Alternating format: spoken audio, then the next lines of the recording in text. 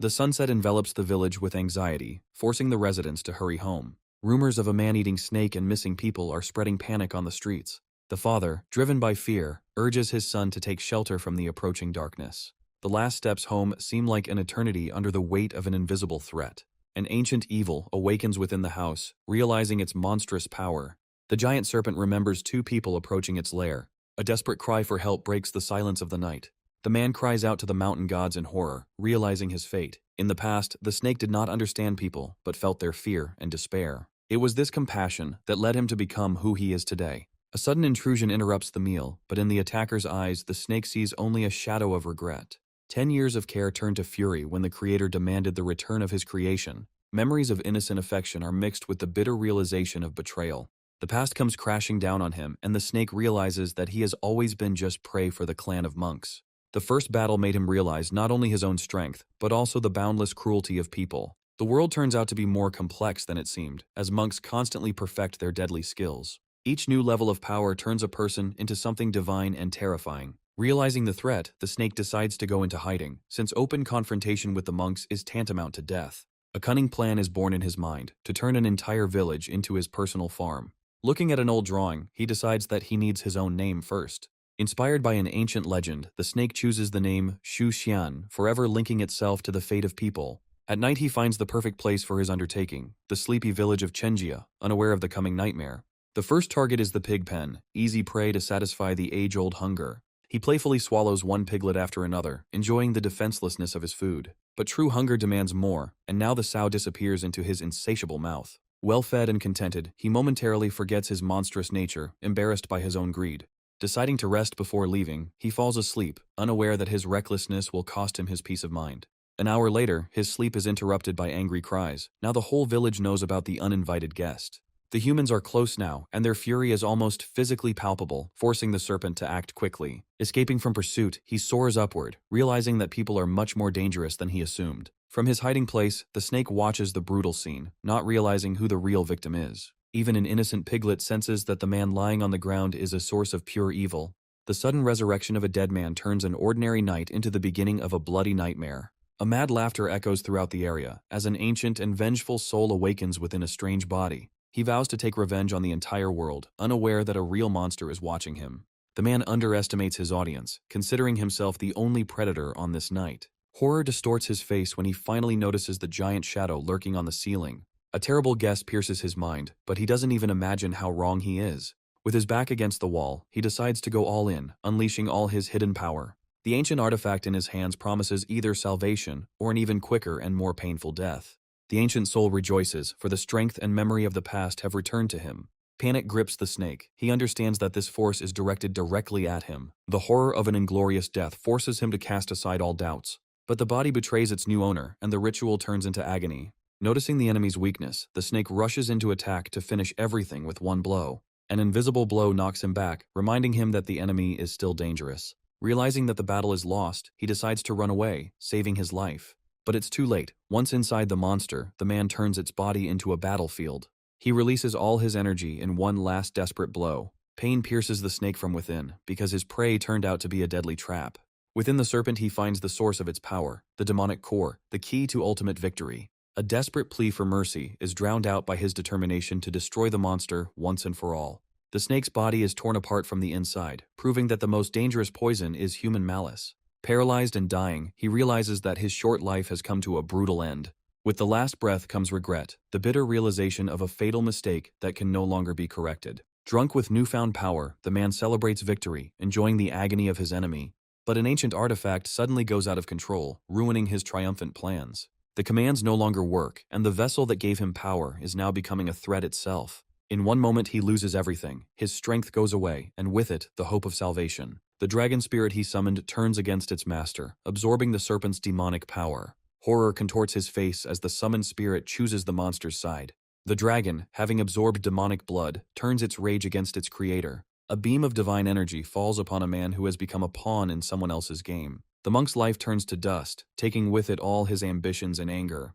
Looking at the fading spirit of the dragon, the snake feels for the first time not only pain, but also a strange connection. Time heals wounds, and now yesterday's predator is peacefully dozing, surrounded by its prey. A sudden bite from a piglet brings him back to a reality full of absurd irony. Empty threats fall from his fangs, for now he is more irritated than dangerous. He cannot understand how he survived the fatal blow, since his core was destroyed. The memory of a broken heart flashes in his mind, hinting at the secret of his rebirth. He remembers how he lost the core, the heart of his demonic essence. But in spite of everything, he is alive, and this mystery makes him shudder with horror and curiosity. The answer lies within his own body, where an alien light now glows.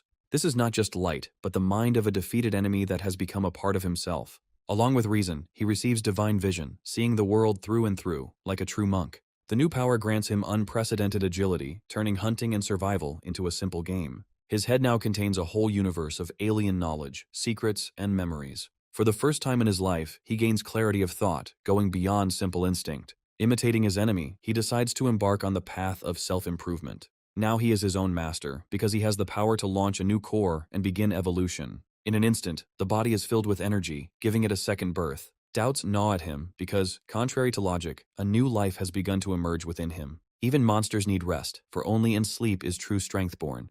Before leaving, he leaves the piglets a playful reminder of who's boss. New knowledge opens the path of cultivation for him, turning the monster into an adept. The world turns out to be full of people just like him, and everyone has their own path to the top. He is only at the beginning of his journey, but already his strength is comparable to that of human masters. Ancient demons from dreams lure him with the promise of unlimited power and might. Driven by a new purpose, he begins his journey to the top, absorbing the power of the world. But great power also has unexpected side effects that change him inside and out. Having shed his old skin, he was reborn, becoming many times stronger than before. The new form frightened and delighted him, because now he was a real predator. However, evolution also brought disappointment, turning the giant into a comically small snake. What he lost in size, he made up for in speed and deadly agility. The new core pulsates inside, threatening to tear it apart from the excess energy. The path to the top requires sacrifice, and for further growth, it needs fresh blood. The smell of wild boar makes him hungry, promising easy and satisfying prey. He assesses his opponent with a cool head, realizing that his own strength is much greater. Confident in his superiority, he begins to prepare for the fatal blow. Holding his breath, he waits for the perfect moment to turn the hunter into the hunted. Every centimeter closer to the prey makes the blood run cold. Suddenly the victim turns around, and a primal rage burns in her eyes. Fear grips him, because this beast turns out to be much more terrible than any man. In desperation, he unleashes a new power, turning the earth into a deadly storm. A hail of stones falls on the boar, turning it into a bloody mess. He can't believe that with one thought, he turned the mighty beast into dust. But the enemy turned out to be tenacious, and it was necessary to deal the final, decisive blow. The victory came at a high price, and he breathes a sigh of relief after nearly becoming a victim. However, the feeling of danger does not go away, because a whole flock could be hiding somewhere nearby. The first piece of meat awakens something new in him, because this food gives not only satiety, but also strength. Surprise turns to disgust when he realizes he has swallowed something foreign. This is not just a boar, but a demon whose core carries a mortal danger. He hesitates, not knowing what to do with the dangerous discovery, because his knowledge of alchemy is negligible. Natural instincts tell him to simply swallow the prey, but reason warns him of imminent death. Remembering his unique nature, he decides to take a risk and trust his animal instincts. Gathering all his will into a fist, he decides to take a desperate step, ready for any outcome. Swallowing the core proves incredibly difficult, but it's too late to retreat. A pleasant warmth spreads inside him, and he understands that the risk was justified. His body begins to greedily absorb demonic energy, granting him unprecedented strength. He feels that he is standing on the threshold of a new, even more powerful rebirth. The evolution is complete, and now he is not just a snake, but a second-rank creature. The new weapon on his tail evokes in him a childish delight and a feeling of superiority. But his triumph doesn't last long. A random witness turns him into a hunted animal. The man's attack is unexpected and violent, forcing him to retreat. Behind the boy's back, he sees the shadow of a real monster, much more dangerous than himself. Panic makes him run without looking back, because people turned out to be more terrible than any demons. News of him spreads throughout the village, turning him from a hunter into the main target. Hidden in the depths of the forest, he tries to comprehend how fragile his new life is. Shame for his own cowardice ignites in him the determination to become stronger at any cost. He sets out to find the mountain gods to find true strength and peace in this new home. In search of power, he comes to the mountain god, not knowing that he is entering forbidden territory. But thoughts of eternal hunger make him forget his goal as soon as he sees the rich offerings. Unable to resist, he pounces on the food, deciding that the gods will forgive him this little weakness. Having had his fill, he again turns to God with a desperate plea for strength and protection. Suddenly, the shadows of people fill the temple, and the smell of enemies brings him back to the cruel reality. Realizing that he is trapped, the snake looks for an escape route before he is discovered. But instead of hunting him, he sees the priest mocking the soul of an innocent child. A desperate mother is ready to sacrifice herself to save her son from eternal slavery. In horror, he recognizes in the priest the very man who left his companion to die. Now he understands that real monsters are not born as snakes, but wear human faces. The priest's cruelty knows no bounds, and he revels in his power over a defenseless woman. In an instant, he ends her life, getting rid of an unnecessary witness. Over the body of his victim, he speaks words full of madness and self-satisfaction. But even in the face of death, she did not give up, vowing to take revenge on him from the grave. Hiding, the snake decides it's time to put an end to this farce and enjoy his meal. An awkward movement gives him away, and the silence of the temple explodes with the sound of a falling apple. The woman, now a spirit, rushes to the altar of the mountain god in her last hope. Her pleas for help are directed to a statue, behind which a real monster is lurking. Seeing him, she screams in horror, because her savior turned out to be another nightmare. Rage distorts the priest's face, not understanding who dared to invade his domain. A cry of horror breaks the silence, and the frightened servants rush into the temple. In a panic, he screams about a monster, but the servants see only an empty hall and a shadow behind the statue. Hearing about the snake-catcher clan, he realizes that he has entered the lair of his worst enemies. The order is given to bring him the monster's head, and the servants go to fulfill the master's will, without hesitation. The footsteps draw closer, and fear gives way to determination. He can't just wait for his death. He decides to act first, and the sudden attack leaves one of the servants in shock.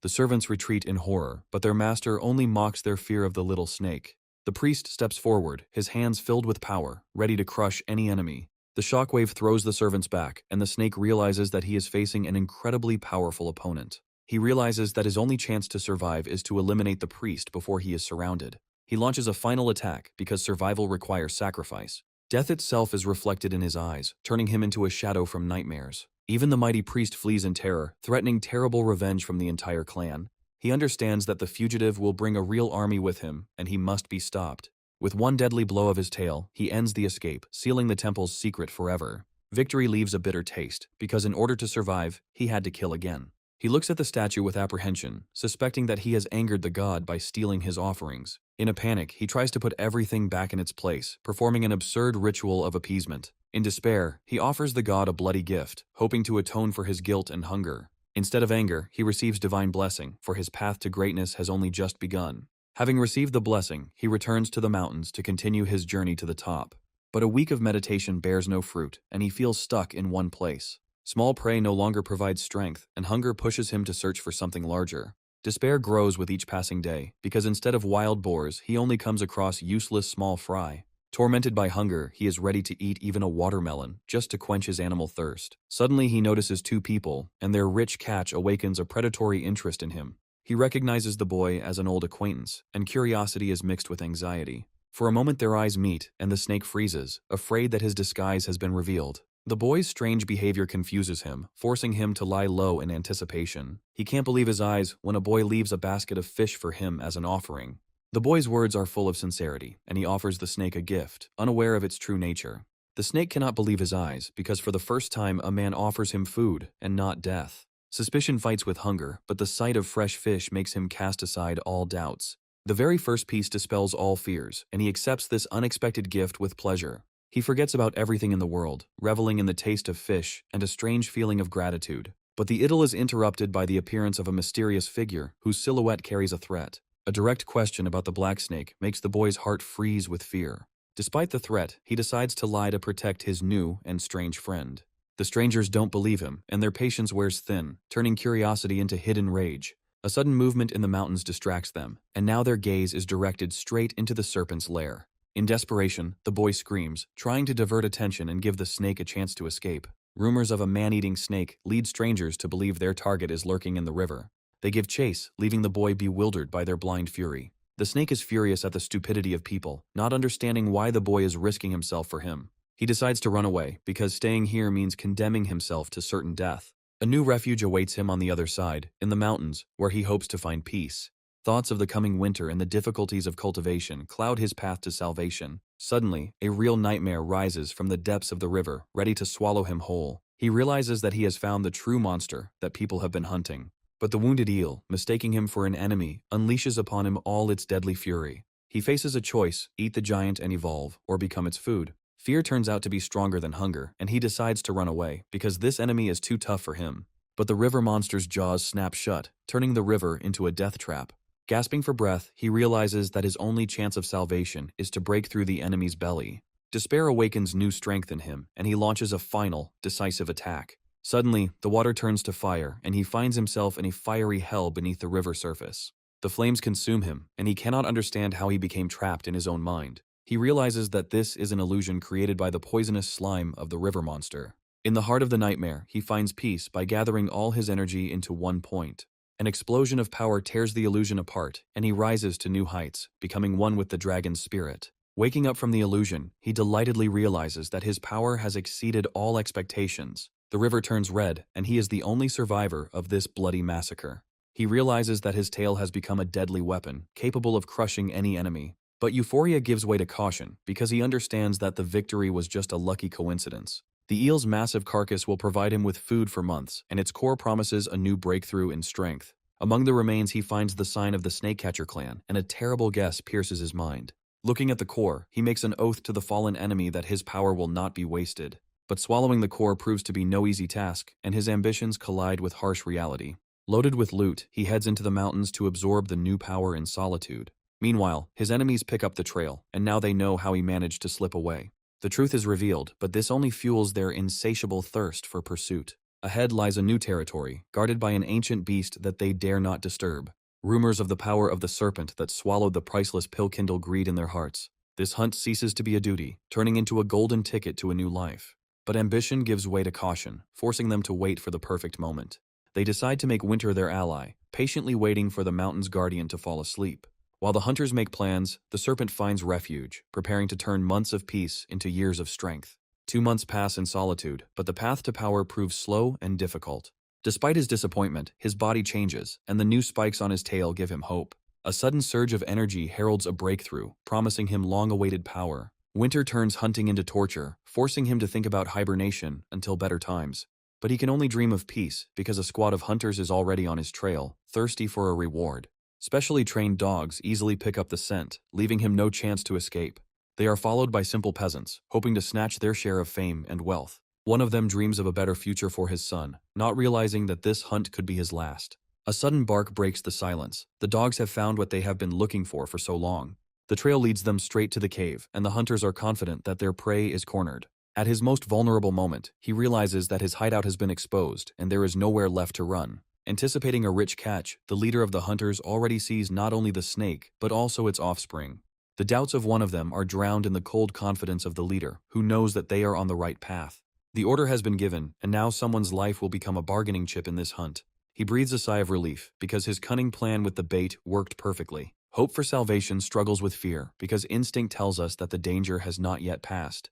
Greed blinds them, and for a greater reward, they are ready to get rid of unnecessary witnesses. The unsuspecting hunters leave while their leaders prepare for the final assault. One of them, confident in his strength, decides to challenge the ancient guardian of the mountain alone. Having overheard their conversation, he understands that human cruelty is more terrible than any beast. His cover is blown, and he is now trapped between 2 deadly threats. In desperation, a mad plan is born to pit enemies against each other and use their battle for their own rise. He understands that he has fallen into a deadly trap, where any wrong step will lead to inevitable death. In their eyes, he is just a pawn, and hope for salvation is fading with every second. Hiding, he decides to wait, because chaos is his only chance of survival. The awakened bear unleashes its fury on the unsuspecting hunters. In panic they flee, seeking salvation from those who led them to this certain death.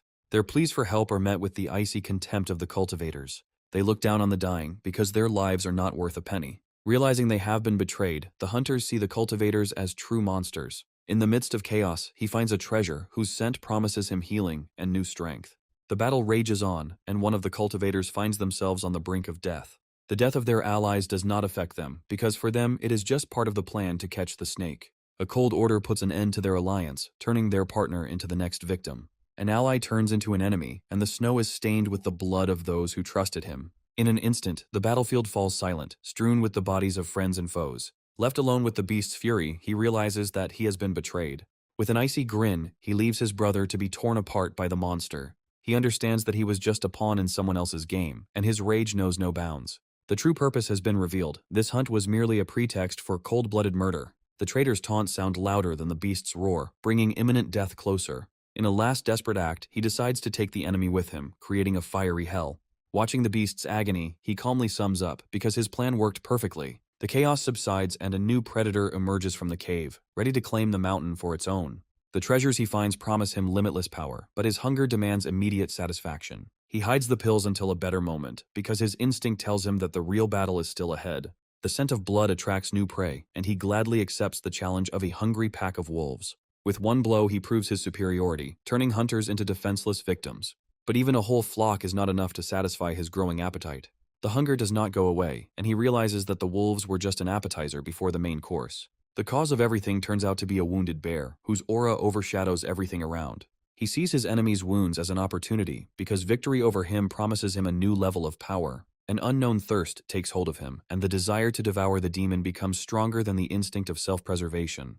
He realizes that the enemy is much stronger, but retreating means remaining weak forever. Gathering his will into a fist, he convinces himself that cunning and intelligence will overcome brute force. With a surprise attack, he deprives the giant of sight, turning his advantage into a weakness. A roar of pain and rage shakes the mountains, but now the bear has become blind and helpless. He exploits the enemy's blindness, turning the battle into a deadly dance on the brink of life and death. But the strength is running out, and the body begins to fail under the influence of the powerful pill. In desperation, he uses his last treasure to reignite the life that is fading within him. With renewed strength, he launches a final attack, only to heal after victory. The bear does not understand where such invincible power comes from in the small body of a snake. Pain breaks his bones, but the will to win proves stronger than his death throes. In a last desperate lunge, he seizes his enemy's throat, putting all his fury into one bite. He waits patiently for the poison and wounds to do their work because the giant beast is already doomed.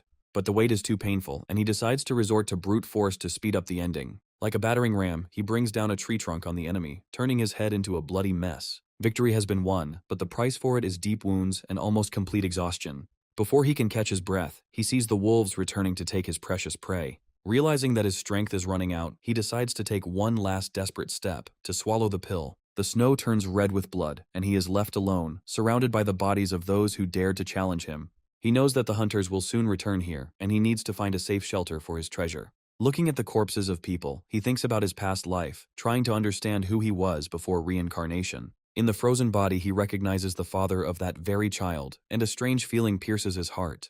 The devotion of dogs who remain with their owner until their last breath seems incomprehensible to him. He does not understand this sacrifice because in his world only the strongest survives. Through snow and pain he drags his prey, because in this battle the most insidious one has won. Having found the perfect refuge, he prepares to transform the enemy's flesh into his new power. But the very first piece of meat awakens not only his hunger, but also the ancient artifact. A familiar energy fills him, and he realizes that his path to power is accelerating. Breaking through to the third rank grants him not only strength, but also a new, deadly weapon on his tail. Dreams of unlimited power intoxicate him, and he already sees himself as the invincible king of the mountain. 3 months later, spring brings with it not only warmth, but also a premonition of new battles. The winter sleep is over, and he awakens, feeling how he has grown and strengthened during the months of rest. New knowledge leads him to prey, turning the first spring hunt into a brutal training session. Like a shadow, he overtakes his victim, proving that his power has not faded, but was only biding its time. Suddenly, a strange wisdom awakens within him, forcing him to spare the female for the sake of future balance. He realizes that to hunt forever, he must become a keeper, not a mindless destroyer. The mountain becomes his personal possession, and he enthusiastically counts his living treasures. But simple survival no longer entices him, for his soul yearns for true power. Memories of past battles call him back to the people, promising new challenges and strength. Spring awakens not only hunger, but also ancient instincts, becoming a new challenge. His new will is immediately tested when nature tries to take over reason. With cold pride he rejects her, for his path to power does not tolerate inferior beings. He understands that cultivation has changed him forever, ridding him of his primitive instincts. Deep in the cave, he finds his true goal, an ancient tree that grants power.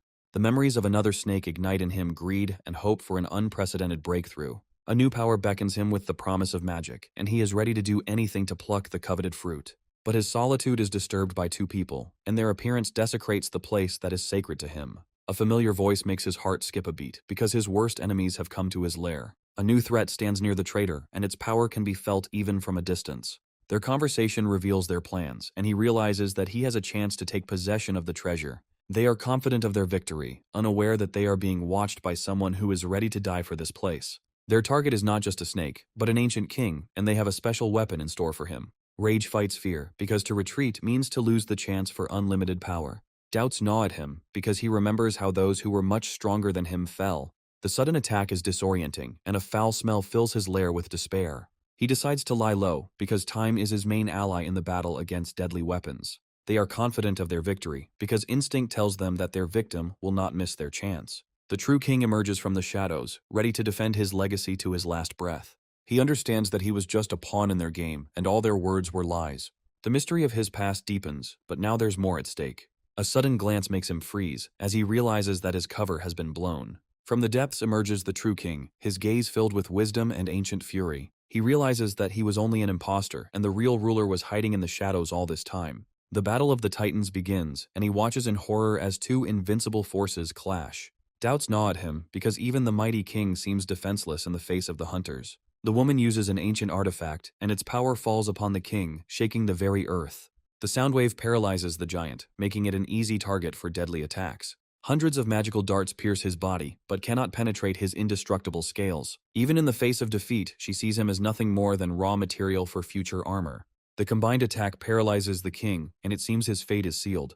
He faces a choice: save the king and miss his chance, or let him die and take his place. A sudden movement at the tree's roots makes him realize that there is a third player in this battle. While the two fight, the third steals the treasure, using the other person's fight for his own purposes. But his triumph is interrupted by the rage of the serpent, ready to tear apart anyone who encroaches on his legacy. In horror, he tries to break free, but the tree's roots have already become a part of him. Unable to let go of the treasure, he becomes easy prey for the enraged serpent. In an instant, it consumes both the thief and the tree he stole, but the price is too high. He spits out the remains, realizing that in this game he is only a pawn in the hands of unknown forces. The tree's energy awakens an ancient artifact within him, and he reaches a new level of power. He realizes that he has become a conductor for the energy that man has put into the leaves of the tree. Without wasting a second, he grabs the root and disappears, because now he is the main target in this hunt. The battle is over, but the real goal still awaits its victors. Rage turns to triumph when they realize their treasure has been stolen. Accusations are tearing apart their fragile alliance, and suspicion is poisoning the air. She desperately denies guilt, but he sees in her words only an attempt to deceive. The threat of calling a repairman puts her on the brink of an abyss, leaving no room for error. The last chance for reconciliation is gone, and now their fate will be decided by the sect. A third force intervenes in their deadly game, and its appearance changes everything. The older brother reveals a secret mission, and now everyone is under suspicion.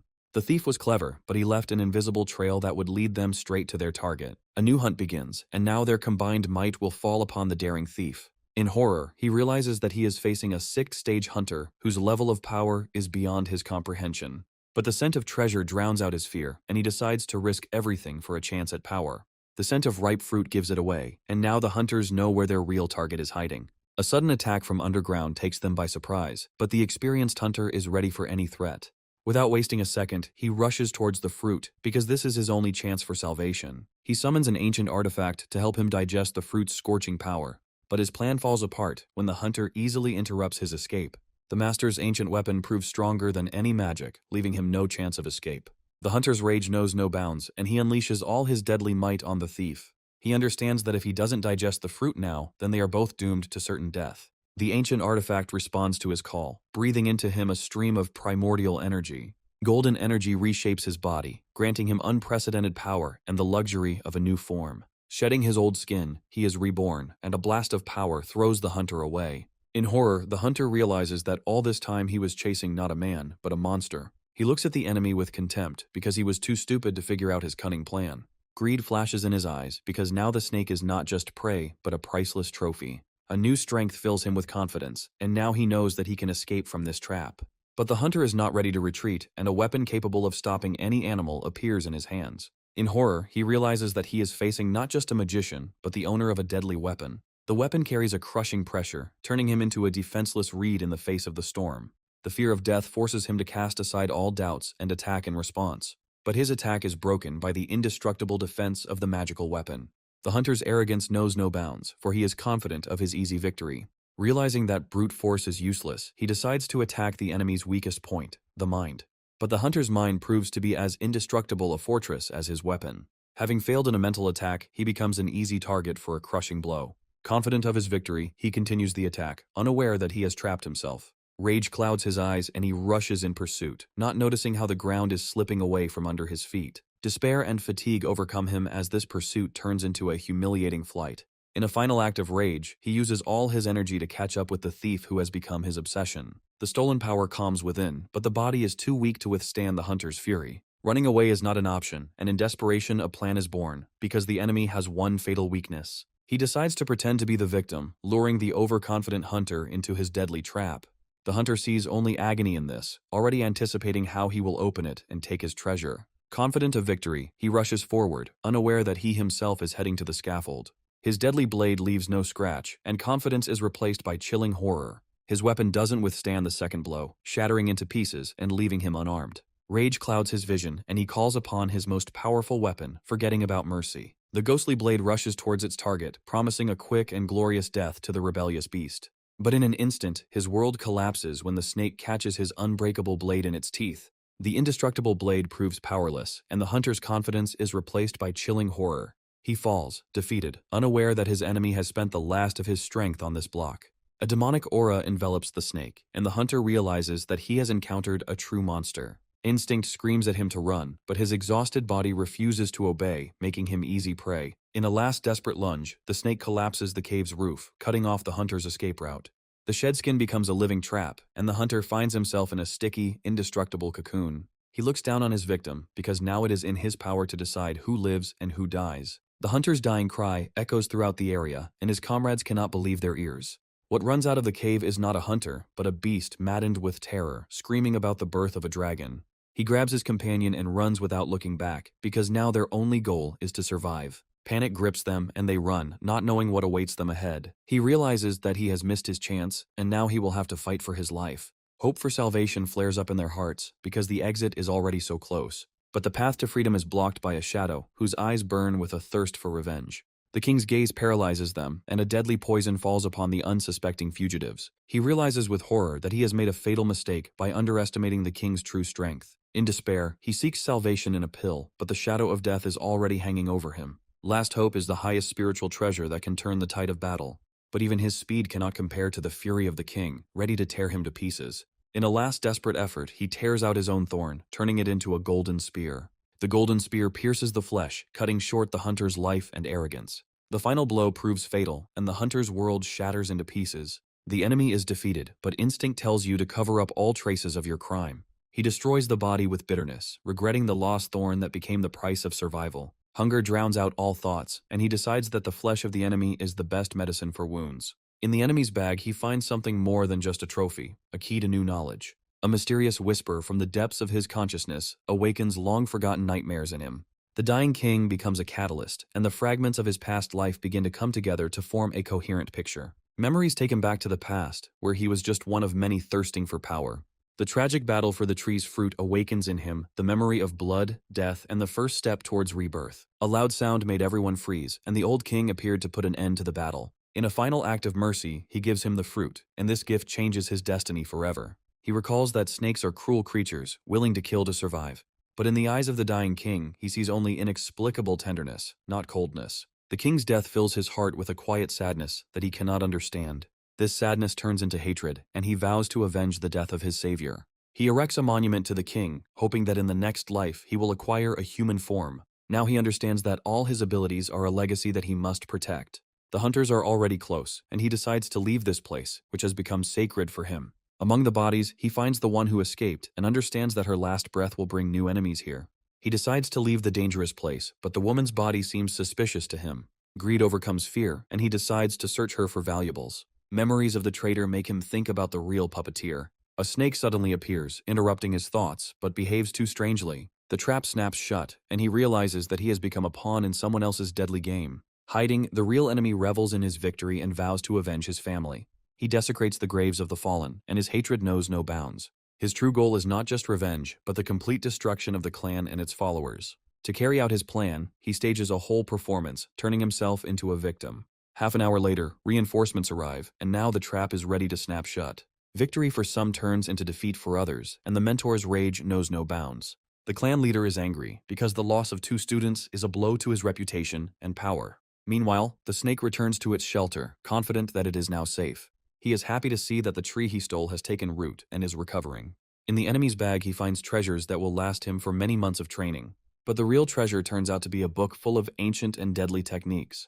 He finds in it a description of a technique that can turn his body into a living flame. Ancient knowledge opens his eyes to his true potential, because even when weak, he can become invincible. The book teaches him to control the 5 elements, transforming him from a simple snake into a true magician. A month of training turns him into a deadly weapon, and his body becomes stronger and more dangerous. The new spikes give him speed that ordinary hunters can only dream of. Hunger after training pushes him to search for easy prey to test his new strength. The very first use of fire technique proves that he has become more deadly than any hunter. The tracks of wolves disturb his peace, but he does not see them as a worthy opponent. Suddenly, a moon wolf emerges from the shadows, and its aura tells us that it is not just a beast, but a real monster. He accepts the challenge, and his magical weapon is ready to subdue even the Lord of the Wolves. An unbreakable grip binds the wolf, and his rage is shattered by boundless strength. In short, he brings the mighty beast to its knees, proving who is the real king here. The defeated enemy becomes his first pawn in the game for power over this mountain. He realizes that true strength lies not in killing, but in submission, and finds a new, more brutal way to train. Riding on his new servant, he sets out in pursuit of power over the entire mountain. A new world opens up before him, full of easy prey and limitless possibilities. His solitude is interrupted by a mysterious white snake, whose scent seems vaguely familiar. He sees her as only a weak creature, unaware of her true nature and connection with him. A strange sense of duty compels him to take her under his protection, despite her wildness.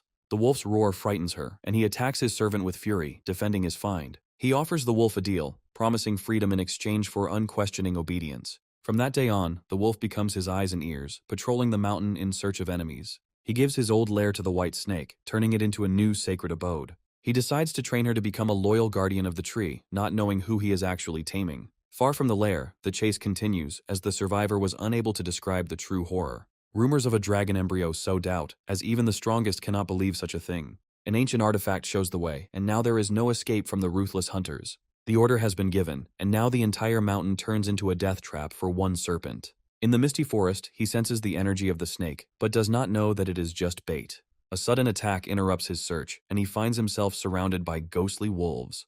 The scent of dragon and snake mingles, and he realizes he has encountered an unprecedented monster. He easily defeats the Wolf Lord, as his own power is fueled by darkness. A bolt of lightning strikes the flock, turning the forest clearing into ashes.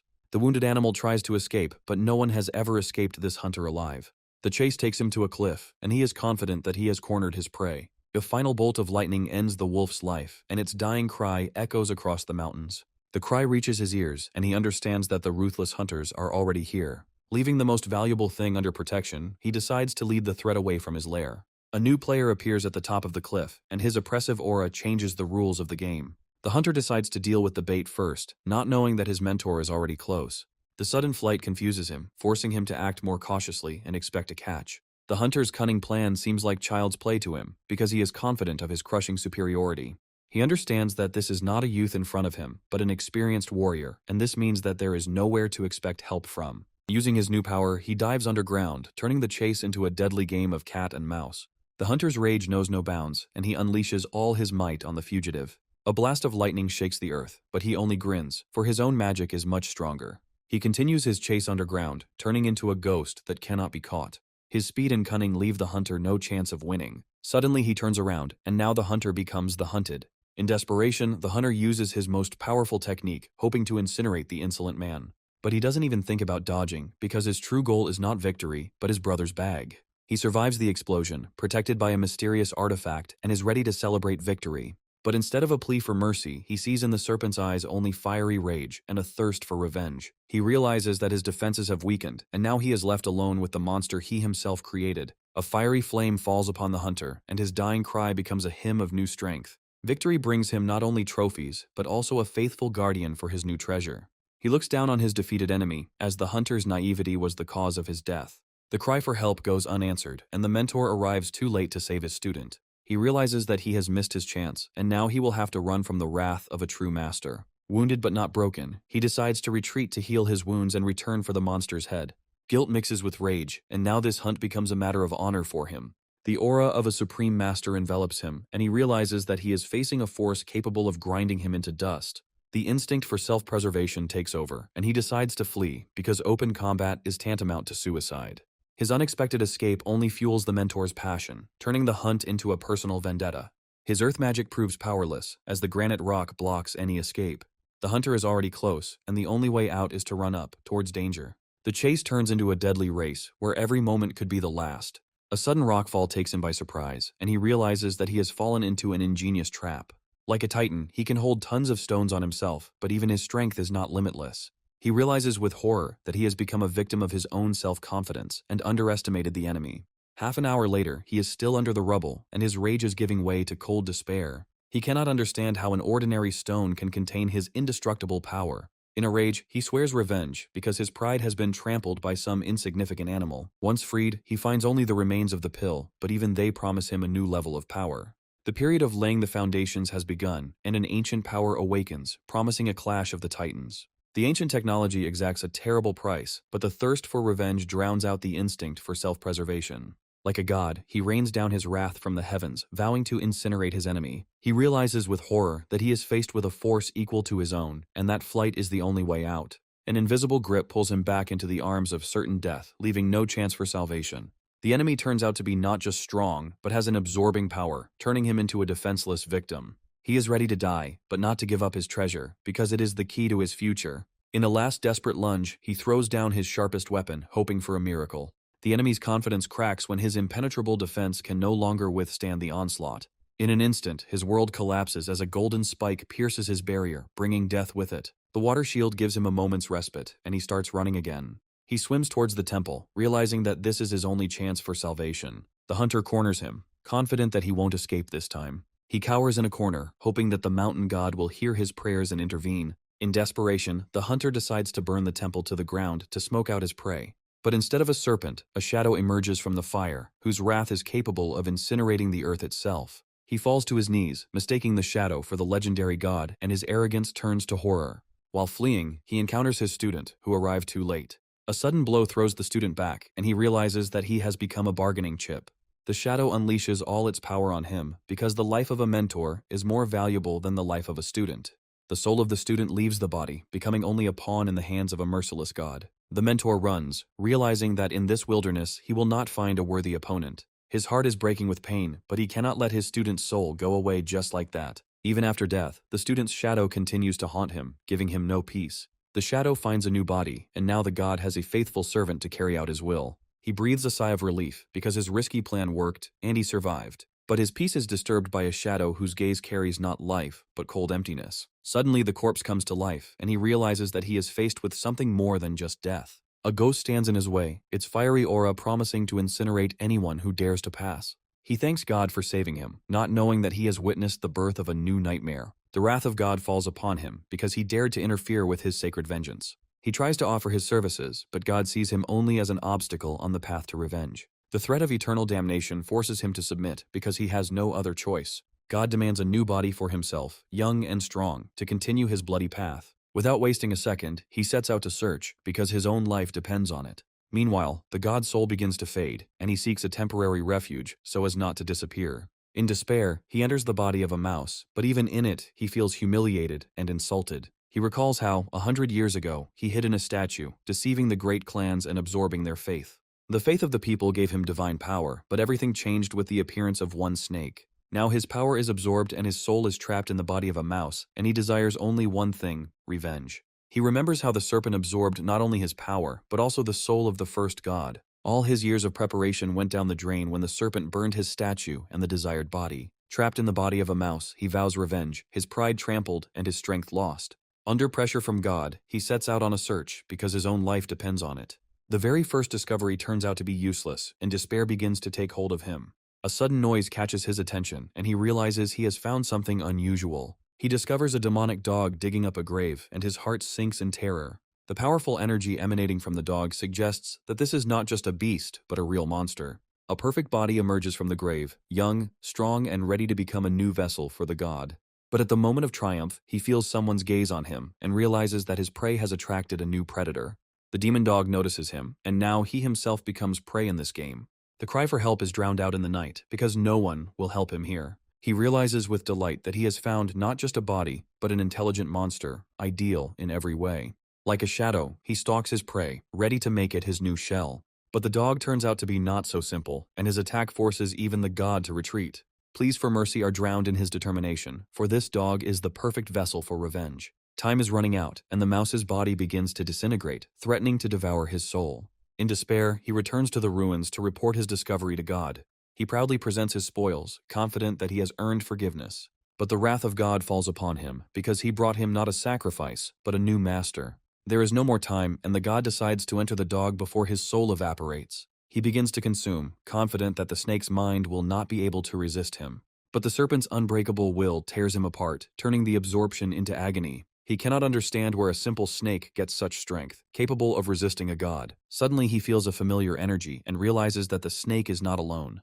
In a last attempt, he decides to possess a dog, as this is his only chance of survival. The demonic invasion defiles the dog's body, turning him into a puppet in the hands of a god. He recalls how he himself once absorbed a demon to gain power and immortality. In his new body, he feels a surge of strength and is ready to subjugate anyone who stands in his way. But his triumph is interrupted by the snake's escape, and now the chase begins with a new, even greater fury. A powerful demon offers him to become a disciple, seeing in him not a victim, but a kindred spirit. The arrogant proposal puts him in his place, because before him is not a god, but a heavenly demon. The bitter truth hits him. He worshipped not a god, but an impostor hiding in his shadow. Rage clouds his eyes, because all his faith and hope turned out to be a cruel deception. The demon only laughs in response, because for him there is no hell or retribution for what he did. The new ally turns out to be an impudent invader, and now he will have to share his lair. The demon's taunts hit the patient, and he decides to prove that he no longer needs protection. He understands that the demon is weak, and a cunning plan to use it is born in his head. His new servant proves his loyalty by bringing him his first tribute as a sign of respect. The servant's betrayal fuels his rage, as his authority and power are called into question. The wolf's insolence crosses all boundaries, desecrating a place sacred to him. A flash of rage proves who is the real master here, and who is just a servant. The demon teaches a harsh lesson, reminding that disobedience is punishable by pain. The demon's taunts touch a raw nerve, but the serpent is not ready to admit his defeat. Memories of past humiliation become the main weapon in the clutches of a cruel teacher. The cruel game continues, and he revels in his power over the helpless student. While he plays his games, true power awakens in another, threatening his plans. The demon's possessive instinct makes him jealously guard his new toy. While sorting through the trophies, he finds the key to new power, not noticing the envious glance behind his back. The demon's greed flares up with renewed vigor, for the soulstone is a treasure worth killing for. His feigned indifference betrays his joyfully wagging tail, sowing the seeds of doubt. While he trains, she delves into the forgotten arts of alchemy, finding her own path to power. The memory of a powerful enemy fuels his ambitions, forcing him to master even the most complex techniques. The faithful servant brings tribute, proving that even a ferocious predator can be tamed. The demon's stern words serve as a constant reminder that simple gluttony will never lead to true strength. The uninvited guest appears again, and his smug grin promises nothing but trouble. Their fragile alliance is tested when survival collides with the lust for power. He uses his own servant's hunger as a weapon, exposing the demon's indifference. With a flash of contempt, the demon reveals a treasure that makes all their hunting efforts seem pitiful. The offering turns out to be not just food, but a specially bred creature, hinting at the demon's dark and mysterious past. The demon only smirks, confident that his earth magic will leave no trace. The bird turns out to be ideal prey, and its juicy meat promises a real feast. The dark flame transforms the bird into a delicious dish, tantalizing the hungry student. The aroma of fried meat attracts even the white snake, awakening its primal hunger. An unknown thirst takes hold of him, and he is ready to die, rather than accept a handout from his tormentor. The demon devours the bird with relish, leaving behind only bare bones. He greedily bites into the juicy meat, not noticing how his student struggles with temptation. The demon leaves behind only gnawed bones, enjoying his cruel game. In a last attempt, he tries to seduce him, knowing that hunger is stronger than any pride. Rage flares up with renewed vigor, because the demon is not just tormenting him, but mocking his essence. The demon revels in his power, because even in his humiliating guise, he remains master of the situation. The gesture of contempt becomes the last straw, and he realizes that his pride has been trampled. The unexpected breakthrough of his servants proves that the eaten bird was not just food, but a real treasure.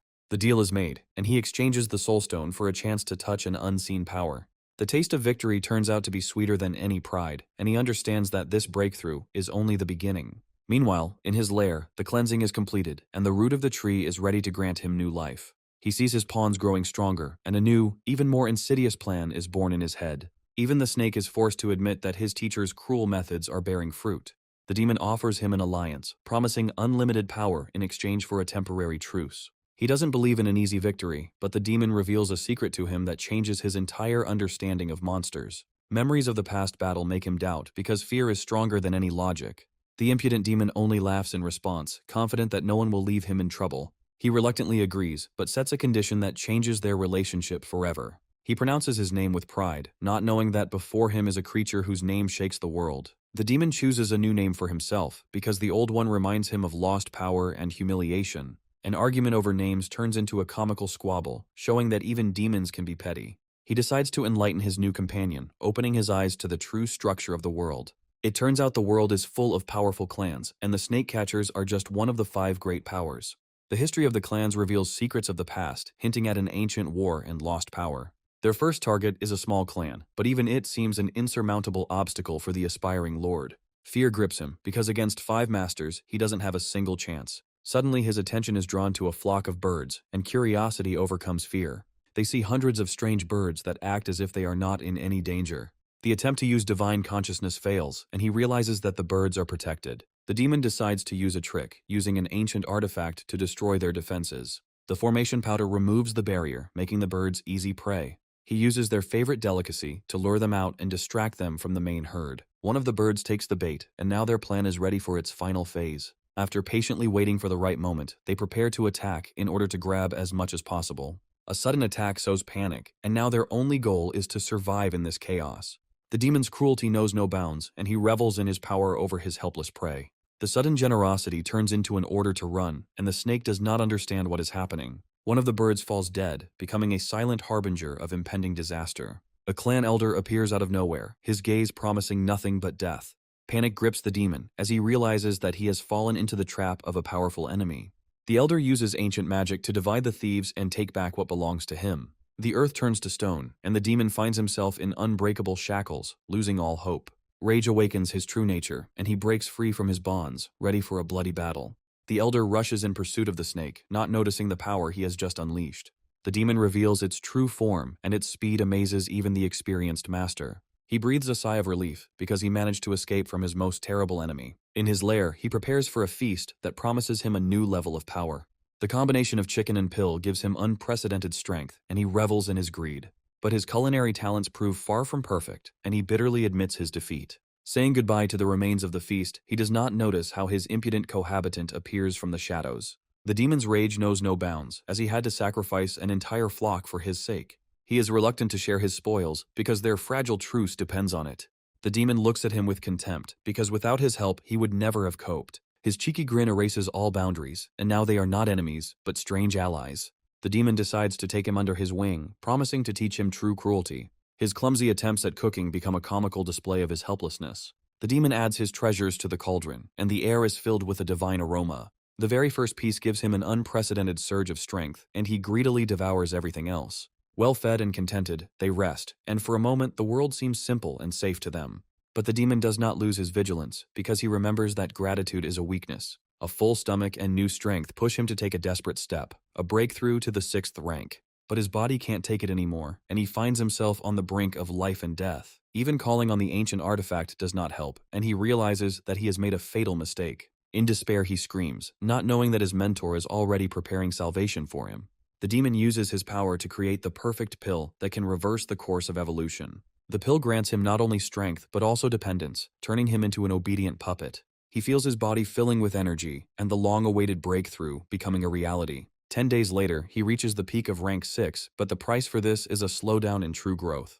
The demon leads him to a new goal, promising even greater power in exchange for blind obedience. Despite the breakthrough, he feels weak because his physical strength remains at the same level. A sudden fire disturbs their peace, and he realizes that their shelter has been discovered.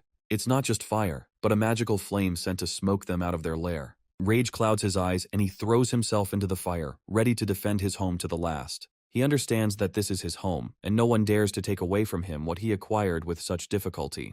Meanwhile, the hunters watch from afar, confident that their fire trap will work perfectly.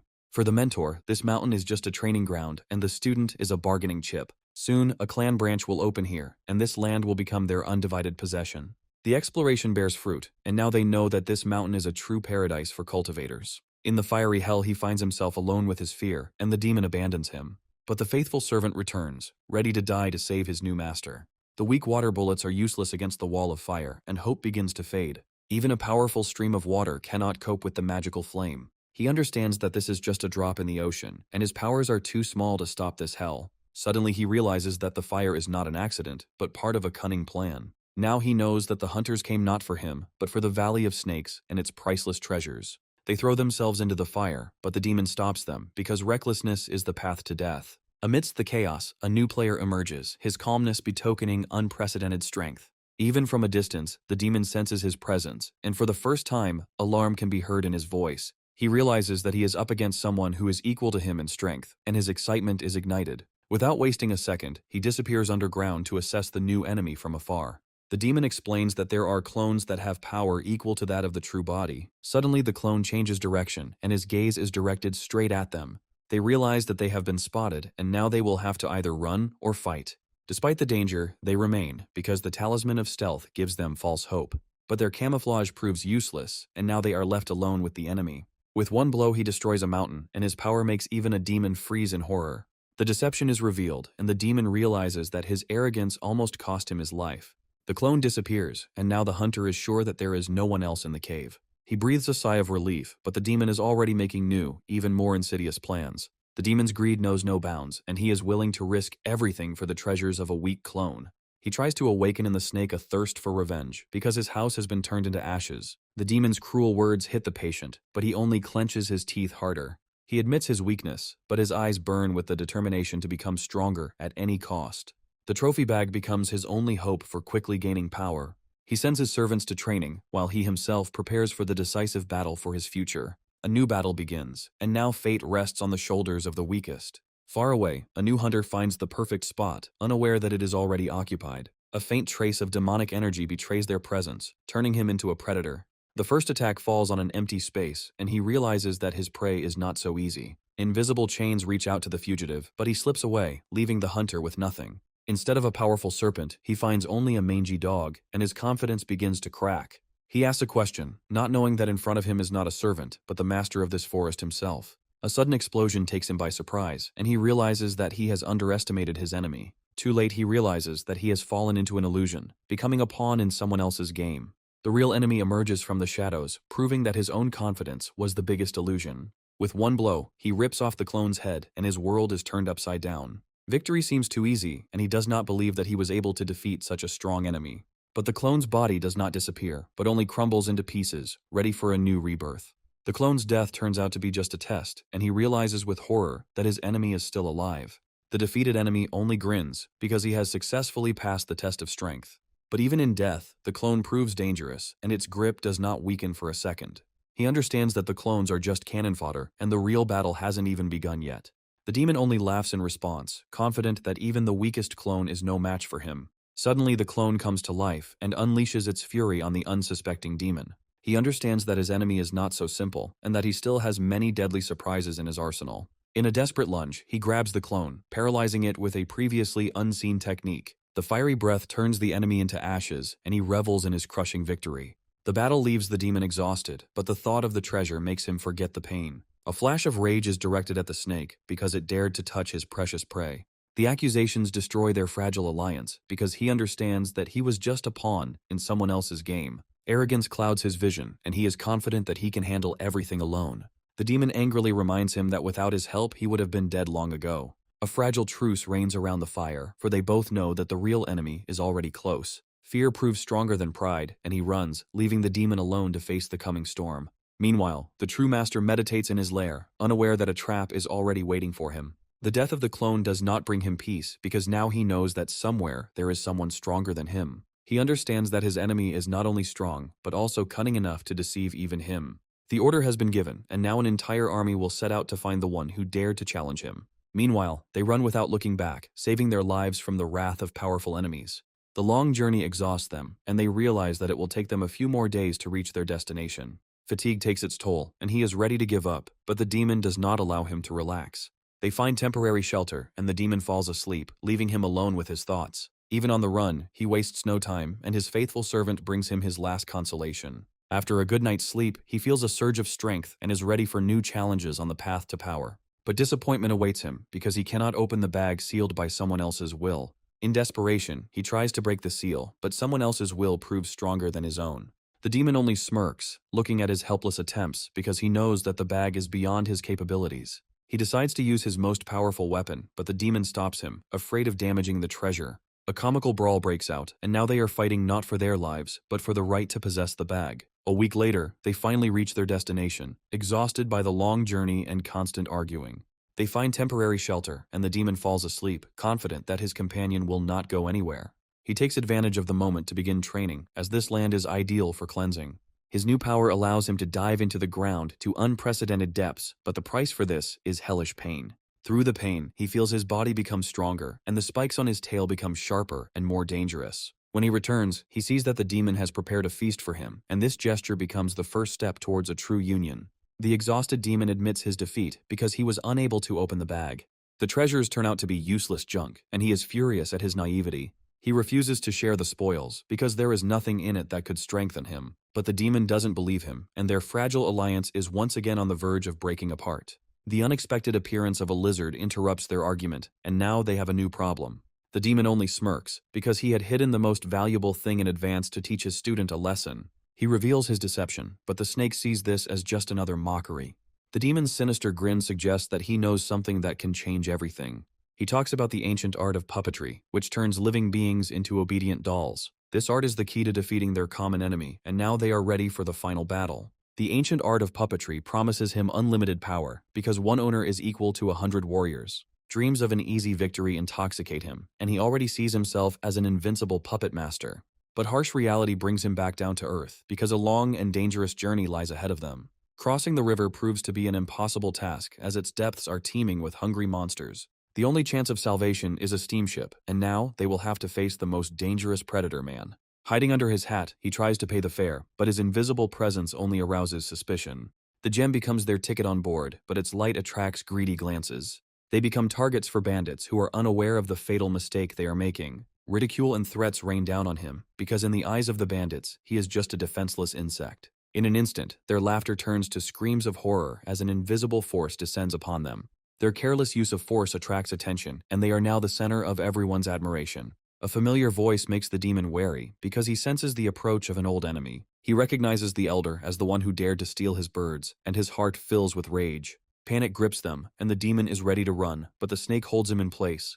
The elder's keen sense of smell notices something is wrong, but he cannot believe that this is not a human being. A strange energy attracts the girl's attention, and she realizes that she has already seen this man. The elder is approaching, and now they have no chance of salvation. He decides to go all in and talk to the elder, hoping for a miracle. Suddenly, the elder recognizes him, and the ice in his eyes is replaced by a warm smile. An unexpected invitation grants them salvation, and now they are honored guests on this ship. He doesn't believe in luck, but the demon explains that in the human world, pride is more important than memory. The danger has passed, but he understands that in this world, one cannot relax for a second. The demon opens his eyes to the true stakes, where not lives, but entire states are at stake. The night city greets them with noise and bustle, and they seek refuge in this anthill. Like a master, he demands the best room and food, forgetting that he is only a guest here. The tavern is teeming with life, and every corner is steeped in stories, drunkenness, and brute force. A rich dinner promises them their first real feast in a long time. Under the cover of the hat lurk two hungry monsters, ready to devour everything in their path. They pounce on the food, and their animal appetites turn dinner into a real massacre. The taste of real food intoxicates him, and for the first time in a long time he feels alive. The demon only laughs, because in every dish he senses not only the taste, but also a hidden threat. But the student surpasses the teacher, noticing what escaped the demon's gaze. In this city of vice, there is no place for justice, and everyone is to blame for their own death. Meanwhile, other predators are already waiting in the shadows, confident that their poison will soon bring them rich prey. Greed clouds his eyes, because he sees not monsters, but only treasures that will soon be his. The feast is over, and they prepare to leave, taking the remains of the poisoned food with them. Under cover of night they disappear, because for a real snake, human traps are just a child's play. But the poison doesn't affect those it was intended to, and the hunter himself becomes the victim. An empty room and the remains of a feast are all that remain of his grand plan. Rage and humiliation drive him to recklessness, and now the chase becomes a matter of honor.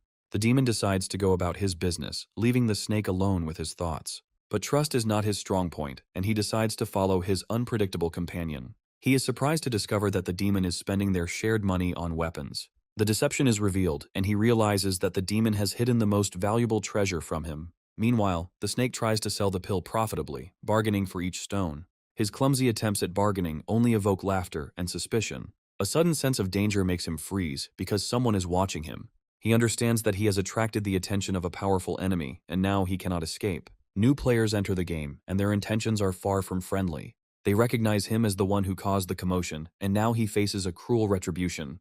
They argue, not knowing that their differences only play into the hands of their real enemy. Like a shadow, he follows his victim, confident that this time he will not escape. The hunters are confident of an easy victory, as their target is just a weak newcomer. He comes to the shop to sell the stolen goods, not knowing that he is already being followed. The contents of the bag arouse the merchant's suspicions, and he invites him into his chambers. A sudden order to close the doors turns the shop into a death trap. The hunters realize that their prey is trapped, and now all they can do is wait. 3 hours of waiting turns into an eternity, and their patience wears thin with every passing minute. A satisfied merchant leaves his shop, unaware that his luck will soon turn into a nightmare. He falls into the hands of hunters, and now he will have to answer for his greed. The merchant points to the back door, and now the hunters have a new lead. Rage clouds their eyes, and they give chase, not noticing how they are being led into a trap. They realize that their prey is trying to leave the city, and decide to block all exits. He watches them from afar, surprised that the demon did not abandon him in trouble, but he decides not to take any risks, because in this city, even the weakest can become a deadly threat. The hunters burst into the house, confident that they have cornered their prey. They feel his energy, but cannot find it, and their confidence is replaced by anxiety. They realize that he is hiding somewhere here, and begin to search every corner. Polite words cannot hide their true intentions, and the air fills with tension. Patience runs out, and they draw their blades, ready for a bloody end. The first attack falls on the demon, and his rage knows no bounds. Hunters count their victims, not knowing that the real enemy has not even shown itself yet. The demon becomes bait, and now the hunters are sure that their target is a defenseless animal. The sudden appearance of the puppets takes them by surprise, and their confidence is replaced by horror. The demon only laughs in response, because he is not just a beast, but a deity whom they dared to challenge. The fireball proves that his power has not faded away, but was just biding its time. Even after a fatal blow, the enemy remains alive, and his dark energy sows panic. They understand that even dead puppets can be deadly. The demon revels in their fear, because now he is the puppeteer, and they are just puppets in his game. He decides not to interfere, because at the crucial moment, he can always collect the debt. The demon just grins, because he hasn't even started to have fun yet. The giant puppet enters the battle, and its power is capable of crushing any enemy. But the demon only licks his lips, because for him this is not a threat, but just a new entertainment. An icy attack hits him, but he doesn't even think about dodging. The giant frog becomes his final trump card in this deadly game. In one gulp, she absorbs the icy attack, transforming the threat into her own power. They are confident that victory is now in their hands, but the demon only grins. A shadow emerges from the frog's mouth, and its hunger proves stronger than any magic. They realize that they are trapped, and now all they can do is run. But the escape road is blocked, and now they are just pawns in the game of a mad god. They rush into the attack, confident that their combined power is enough to crush any enemy. But the demon only grins, for his wind of bloody blade is capable of tearing apart reality itself. He revels in their fear, because for him this is not a battle, but only a feast. Their energy is suppressed, and now all that remains is to wait for them to collapse from exhaustion. The battle awakens in him a thirst for training, as he realizes how weak he is compared to the demon. The sudden appearance of a beggar catches his attention, and he feels a strange, familiar energy. The wounds on his body are identical to those of the hunters, and a terrible guess pierces his mind. The demon is introspective, not understanding why his victim is not resisting. Suddenly he realizes that this was the true body he had been looking for so long. But what if this is just another puppet, and the real enemy is still lurking in the shadows? He understands that the enemy is somewhere nearby, and decides to give it his all, because there is nowhere to retreat. The death of the puppets and the appearance of a mysterious dog ruin all his plans, leaving him alone with the unknown. A firestorm descends upon him, but he meets it with icy calm, ready for any attack. With ease, he creates a water shield, proving that his power over the elements is limitless. He is confident in his defense, not knowing that his enemy controls not one, but all the elements. A sudden attack from thunder talismans takes him by surprise, and his body is pierced by hellish pain. He walks straight into the epicenter of the explosion, and his insane courage makes even the snake freeze in horror. Too late he realizes that he has fallen into a trap, and now the ground beneath his feet is a minefield. The last trump card is the protective bell, his only hope of salvation in this deadly game. But even the indestructible defense shatters into pieces, and he is left defenseless in the face of his death. The explosion rocks the city, and his cry of despair is drowned out by the roar of collapsing buildings. He lies among the ruins, unable to believe that his impenetrable defense has been useless. But even on the threshold of death, he does not give up, ready to meet his destiny with open eyes. The battle attracts the attention of the entire city, and now their secret is revealed. The demon realizes that his student is in trouble and decides to intervene before it is too late. In his last attempt, he tries to absorb the serpent's soul, but his body is already at its limit. He understands that he underestimated the enemy, and now he will have to look for a new, stronger shell. The demon decides to use puppet technology to capture people's souls and gain new power. He sets out to find the serpent in order to unite his efforts and crush all enemies. The city is on fire, and he understands that this battle is only the beginning of a long and bloody war. The demon finds him, but instead of gratitude he receives only reproaches and suspicions. Accusations of inaction escalate into open conflict, and their alliance begins to crumble. He realizes that the demon knows about his secret affairs and decides to escape before it's too late. The long chase wears them out, and they finally stop to divide the spoils. The demon generously shares food, but his true goal is not gratitude, but spiritual stones. He tries to bargain for a better deal, but the demon sees right through him. A flash of rage gives way to curiosity, because the enemy's things may turn out to be useful. Among the junk he finds ancient artifacts, and his heart fills with greed. The demon promises to fix the broken artifact, but his true goal is to get everything. He takes the most valuable things for himself, proving that in this world you can't trust anyone. The demon shows off his new armor, promising him unlimited power in exchange for loyalty. In a rage, he tries to take back his treasures, but the demon turns out to be stronger and more cunning. The demon's generous offer makes him think, because the price for power may be too high. He reluctantly agrees, but secretly hides his most valuable treasure, not trusting his new ally. He understands that the demon is also playing his game, and decides to learn his cunning. The demon leads him to a new place of power, promising him even greater power. Before them appears a spiritual mountain, whose energy is capable of accelerating their path to the top. Even after 500 years, the cave retains its pristine power, untouched by time. This place is an ideal refuge, where there are no enemies or prying eyes. They both feel a surge of energy, and now their joint training promises to be truly explosive. The brutal training begins, and he prepares a hellish cauldron for his rebirth. The priceless pill promises him unprecedented strength, but the price for it is hellish pain. His body burns from the inside, and he finds himself in agony, because the path to strength lies through suffering. The old skin dissolves, and he sheds not only the flesh, but also his past weakness. He emerges from the cauldron a changed man, his newfound strength filling him with triumph. The teacher leaves him alone, because true strength is born in complete solitude. A week later, he is twice as long, and his new body is a living weapon. Now he can control his size, transforming from a giant into an invisible shadow. His strength and speed triple, and he realizes that he has surpassed all his limits. The new spikes on his tail hint at his true destiny, to become the legendary Yellow Dragon. Left alone, he decides to explore the cave, because the absence of the demon is a chance to become stronger. Suddenly, his divine consciousness fades, and he finds himself in pitch darkness. He feels that something is wrong with his consciousness, and panic begins to take hold of him. In the darkness, he stumbles upon something, and a terrible guess pierces his mind. A sharp crystal cuts him, and the pain brings him back to the cruel reality. A whole vault of spiritual stones opens before him, and he realizes that he has found a treasure. He can't believe his eyes, because in front of him is a whole fortune that can change his destiny. Greed gets the better of him, and he decides to hide his discovery from the demon. As if they were alive, the stones themselves fly into his mouth, and he greedily swallows them one after another. But his body cannot withstand such a flow of energy, and he finds himself on the brink of life and death. The ancient dragon within him awakens, greedily absorbing the energy of the spiritual stones. But absorption is selective, and he understands that his artifact requires special food. The pain subsides, but now he will have to explain himself to the demon, whose curiosity knows no bounds. A cry for help interrupts his thoughts, and he realizes that his companion is in trouble again. A swarm of fire moths descends upon the demon, and his cries for help go unanswered. In a rage, he accuses the snake of inaction, not knowing that it itself is scared to death. Even the indestructible armor proves powerless, and the demon is overcome by panic. He decides to intervene, because the death of the demon will leave him alone with this nightmare. A joint attack becomes their only chance of salvation in this firestorm. A fireball falls upon the moths, and now all they can do is hope for a miracle. The fireball destroys the moths, but awakens a new, even more terrible threat. Giant ants emerge from underground, and now they will have to flee. They rush without looking back, but the swarm of ants does not lag behind, driven by a thirst for spiritual energy. A river stands in their way, and now they will have to choose between fire and water. The demon takes out his last trump card, a fan that can carry them across the river. But even in flight, he does not miss the chance to reproach the snake for its helplessness and greed. He realizes that the ants are not hunting for him, but for the spiritual stones hidden by the demon. It turns out that the highest spiritual stones are a magnet for monsters, and now they are the main bait. The demon admits that he is the cause of all their troubles, and his self-satisfaction knows no bounds. A sudden storm hits them, and now they will have to fight not only monsters, but also the elements. A lightning strike splits the fan, and now they are left alone with the raging elements.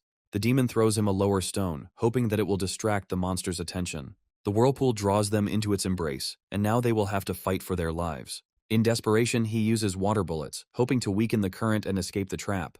But his strength is too little, and he understands that he cannot cope alone. The demon disappears into the abyss, and he is left alone with his helplessness. He dives after him, because despite all the differences, he cannot abandon him in trouble. At the bottom, he finds the cause of the whirlpool, a giant mountain creating a deadly current. Even his thorns prove powerless, and he understands that inevitable death awaits them. Miraculously reaching the shore, he sees that the demon is unconscious, and now their fate is in his hands. In desperation, he decides to do the most disgusting thing, because the demon's life hangs by a thread. Confused and humiliated, he comes to his senses, not knowing whether to thank or curse his savior. He decides to take advantage of the moment to find out from the demon the secret of the highest spiritual stones. The flash of rage in the demon's eyes indicates that he has touched on a forbidden topic. In fear, he tries to retreat, but the demon will not let him out of his tenacious clutches. The demon reveals to him the secret of the abandoned mine, but the price for this knowledge is an eternal debt. 2 months later, the rainy season puts out the fire, but brings with it a new, even more dire threat. Hunters from all over the world come to the mountain, attracted by rumors of untold treasures. Powerful clans are among them, and now the mountain turns into a bloody battlefield. Rumors of the white snake are spreading throughout the area, and now it is the main target for all hunters. The new freedom intoxicates her, but deep down she feels that she has lost something more than just a chain. Hope for survival is mixed with determination, as their goal is to destroy the nest at any cost. The swamp is teeming with invisible dangers, and the fear of an ambush becomes almost tangible. There is something ancient lurking in the murky waters, and even a timid offer of help seems like a harbinger of trouble. Magic reveals the swamp's secret, but the hunter's patience only proves their deadly determination. The unexpected attack from the depths proves that the white snake has a powerful and fierce protector. The appearance of a wolf ruins all plans, and now the hunt turns into a battle for survival. They join forces, and the anticipation of victory mixes with the thirst for a bloody feast. Once they split up, they become twice as dangerous, because now their prey has nowhere to run. The earth rises up against him, and he realizes that the battle for survival has only just begun. 2 months of training transform him from a simple kite into a master of gravity. He hones his skills, and now even the most powerful techniques seem like child's play to him. The demon helps him improve the puppets, turning them into deadly weapons. With the help of his new servants, he sees everything, and now he is the undisputed king of this mountain. But the demon warns him about being overconfident, because his friends can become his weakness. The golden glow left by the demon becomes their only protection in this hostile world. A sudden attack interrupts their peace, and now they will have to fight for their lives. The hunter cannot penetrate the glow, and recognition and fear flash in his eyes. The wolf is bound in chains, and now he is just a helpless bait in the hands of cruel hunters. The anticipation of victory intoxicates them, but the golden glow instills an inexplicable anxiety in their hearts. The jade amulet is their last chance, and now all they can do is wait for the mentor to arrive. Greed overcomes fear, and they decide to take a risk, because glory will go to the one who kills the demons. They prepare for battle, confident that their mentor will appreciate their courage and resourcefulness. An hour later, the demon returns, exhausted by the chase and disappointed in his own strength. But instead of rest, a new threat awaits him, because the cave is already surrounded by enemies. He realizes that the golden glow will not save them, and decides to hide and wait for the battle. The puppets become his eyes, because in this darkness he can only trust himself. The hunters laugh, not knowing that their self-confidence will soon turn into a nightmare for them. The puppets' sudden attack causes panic, and now they are just defenseless victims. A fireball falls upon them, and now all they can do is beg for mercy. The petrification technique turns the ground into a deadly trap, but the enemy is too fast. He recognizes the Tiansui clan's technique, and his heart is filled with horror and bewilderment. The demon's return confirms their worst fears, and now they will have to fight for their lives. He tries to negotiate, but his words are drowned out by the roar of the approaching battle. The indestructible shield of the earth becomes his only hope for salvation in this chaos. He realizes that all the puppets are controlled from one place, and now his target is underground. Having exposed himself, he becomes an easy target, and now he will have to accept the fight. He sees in his enemy only a pitiful insect, not knowing what power he hides. A sudden attack from underground takes him by surprise, and he realizes that he has underestimated the enemy. The thirst for revenge clouds his eyes, and he unleashes all his deadly might on the serpent.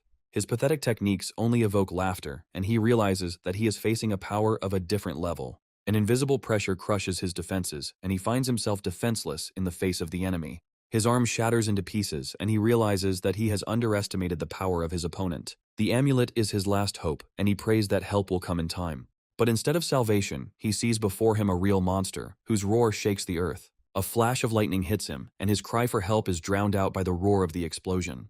The blast shakes the ground, and he realizes that the battle has only just begun. He comes to his senses, not believing that he survived, and realizes that he has once again attracted the wrong enemy. Among the ruins he finds his fallen enemy, and a thought flashes through his mind. He decides to save his allies before it's too late, because the real enemy hasn't arrived yet. A true enemy emerges from the shadows, and the rumors of the Black Serpent turn out to be true. The clan elder is burning with a thirst for revenge, because he came not for glory, but for blood. He rushes into the attack, unwilling to forgive the death of his clansmen, and the battle begins. The order has been given, and now he is ready to personally teach the insolent man a lesson in mortal pain.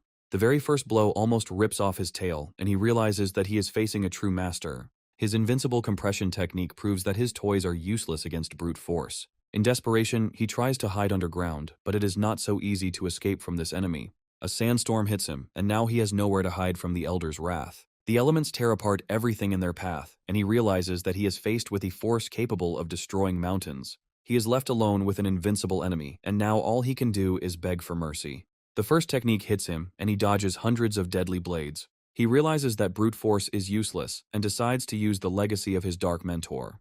A crushing blow tears the earth apart, leaving him no chance of escape. But he uses his own earth magic to hide from the wrath of a powerful enemy. A giant blade pierces the ground, and he barely manages to dodge the fatal blow. He understands that he cannot leave without permission, and decides to accept the fight. In a desperate lunge, he throws himself at the blade, and his fangs prove stronger than steel. Wounded and exhausted, he realizes he has only one, riskiest way left to win. He sees a crack in his blade, and his confidence is replaced by a chilling horror. Suddenly, his prey turns to ice and disappears, leaving him completely bewildered. Memories of past humiliation give him strength, and he rushes into the attack with renewed fury. He can't believe that some demon can move underground with such ease. But he was unlucky, because he encountered not a simple demon, but a future king. A deadly blade nearly pierces him, and he realizes that he has underestimated his enemy. Agility and cunning save his life, and he again escapes the blow. Even when wounded, he does not give up, because his reduced body gives him an advantage in speed. The wind amulet is his last hope, and he pours all his remaining strength into it. The sandstorm leaves him no chance, and he realizes that he is driven into a corner. In his last attempt, he uses the amulet of invisibility, but it doesn't help either. He dives 800 meters underground, and now all he can do is hope for a miracle. He understands that the only way to win is to become like his enemy. The elder finds him, and now he will have to fight a force greater than his own. He tries to understand the motives of his enemy, not knowing that he came not for him, but for his friends. He understands that the elder has come to save his animals, and a plan is born in his head. A flash of lightning illuminates the battlefield, and he decides to risk everything to save his allies. He starts the countdown, and now the snake has only 10 seconds to make his choice. In the confined space of the cave, he becomes a real nightmare, ready to tear anyone apart. The elder's strange counting confuses him, and he loses precious moments. At the last moment, he decides to take a desperate step, coming out of hiding and taking the blow himself. The elder unleashes all his power on him, and now his fate hangs in the balance. Finally, he finds his victim, confident that she cannot escape his all-seeing eye. The crushing pressure grinds him into dust, and victory seems so close. But the sacrifice turns out to be not so simple, and the challenge is thrown right in the face of a powerful enemy. The final blow falls from the sky, and he looks down in triumph at the lifeless body. Disappointment is mixed with greed, because even dead this beast is a priceless trophy. The scraping of metal on stone breaks his triumph, and a terrible thought pierces his mind. He understands that he was just a toy in the hands of a puppeteer, and that the real enemy is still laughing in the shadows. Golden spikes burst from the ground, and now he is a defenseless victim in this deadly game. The instinct of self-preservation forces him to erect an impenetrable wall. His best defenses are shattered, and he realizes that he has underestimated the true power of his enemy. With a final lunge, he seizes his enemy, their fury mingling in a deadly dance. He calls upon his most powerful weapon, ready to bury the enemy under the weight of the mountains. But in response, he unleashes the blade of wind, and now the elements will meet in a final battle. His body is at its limit, and he understands that this was his last, most desperate blow. Thrown back by the explosion, he realizes he has only one chance left for salvation. A cold determination flashes in his eyes, for now he knows that this serpent must be destroyed. But a third player emerges from the shadows, having been patiently waiting for his moment. The sudden appearance of the demon turns the hunter into the hunted, and he runs for his life. With one blow, he ends the elder's life, proving that there is a bigger predator in this game. But victory gives birth to a new conflict, and now they will fight for the right to possess the body of the fallen enemy. His dying cry turns out to be a ruse, and he rises from the flames, ready for the final battle. The battle is over, and now that the enemy has been defeated, it is time for the bitter truth about the price of victory. To win, he had to sacrifice a part of himself, turning his own body into a death trap. Exhausted and broken, he is ready to give up, because the battle has taken from him not only his strength, but also his will to live.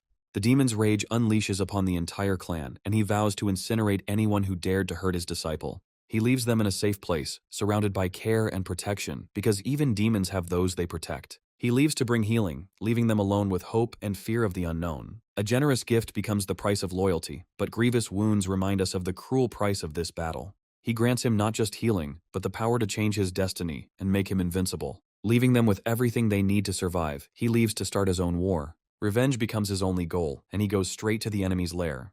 The clan leader's rage knows no bounds, because for 10 years no one has dared to challenge them. Suspicion falls on the eternal enemies, and the fragile peace between the clans is under threat. But the snake catchers deny their guilt, because even their minor skirmishes are not worth the life of an elder. Despite the peace treaty, the underground war continues, with each side seeking its own gain. The search reaches a dead end, and they realize that they have encountered a monster they have never seen before. The corpse, burned to ashes, proves that this is not the work of a monster, but of something more powerful. Suddenly, the elder recognizes the handwriting of his old enemy, the Black Serpent, whose name inspires terror. Anger and thirst for revenge are mixed, and now he is ready to do anything to destroy the damned serpent. He decides to turn for help to someone who has already encountered this monster once and survived.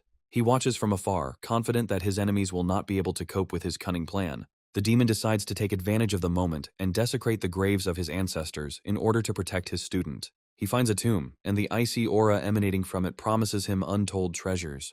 But his greed runs into an indestructible barrier, and he realizes that the coffin is protected. An ice dragon bursts out of the coffin, its roar shaking the very earth, freezing everything around it. The demon realizes that he is facing a force equal to his own, and now he will have to fight.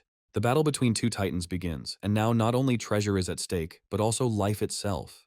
The ice dragon proves stronger, and the demon realizes that he underestimated his enemy. But even in defeat, he does not lose his pride, because before a real dragon, any illusion is just dust. The noise of battle attracts attention, and now they will have to answer for desecrating sacred ground. Horror grips them, as they realize that they have desecrated the shrine of a powerful clan. They are in a panic, because now they will have to answer for their actions before the enraged head of the clan. Meanwhile, the chase continues, and now the hunters are confident that their prey is somewhere nearby. A sudden smell of burning throws them off the trail, and they realize that their enemy is not so simple. The long-awaited breakthrough to the 7th rank grants him unprecedented strength and self-confidence. Now, he is a real monster, capable of crushing anyone who stands in his way. Golden spikes cover his body, and he imagines with horror that he will become a real monster. But their peace is disturbed by the howl of a wolf, and he understands that the enemies are already close. They hide, but know that they cannot escape their fate, and they prepare for the decisive battle. The clan leader senses something is wrong, and orders his disciples to search every inch. An urgent message interrupts his search, and now he will have to return empty-handed. The news of the plundering of his ancestors' tomb enrages him, and now revenge becomes his only goal. They fly away, unaware that they are being watched by the one who caused all this chaos. The demon rejoices, because now he has not only a treasure, but also the perfect body for a puppet. The clan leader's wrath falls upon his students, as their incompetence led to disaster. They realize that they are facing an enemy whose strength is superior to their own. Doubts and suspicions sow discord, and now everyone is ready to blame the other for failure. Accusations against the snake catchers are destroying the fragile peace, and now war is inevitable. They realize that their enemy knew about their plans, and now they will have to look for the traitor in their ranks. Information about a mysterious black dog comes to light, and now they have a new, even more dangerous target.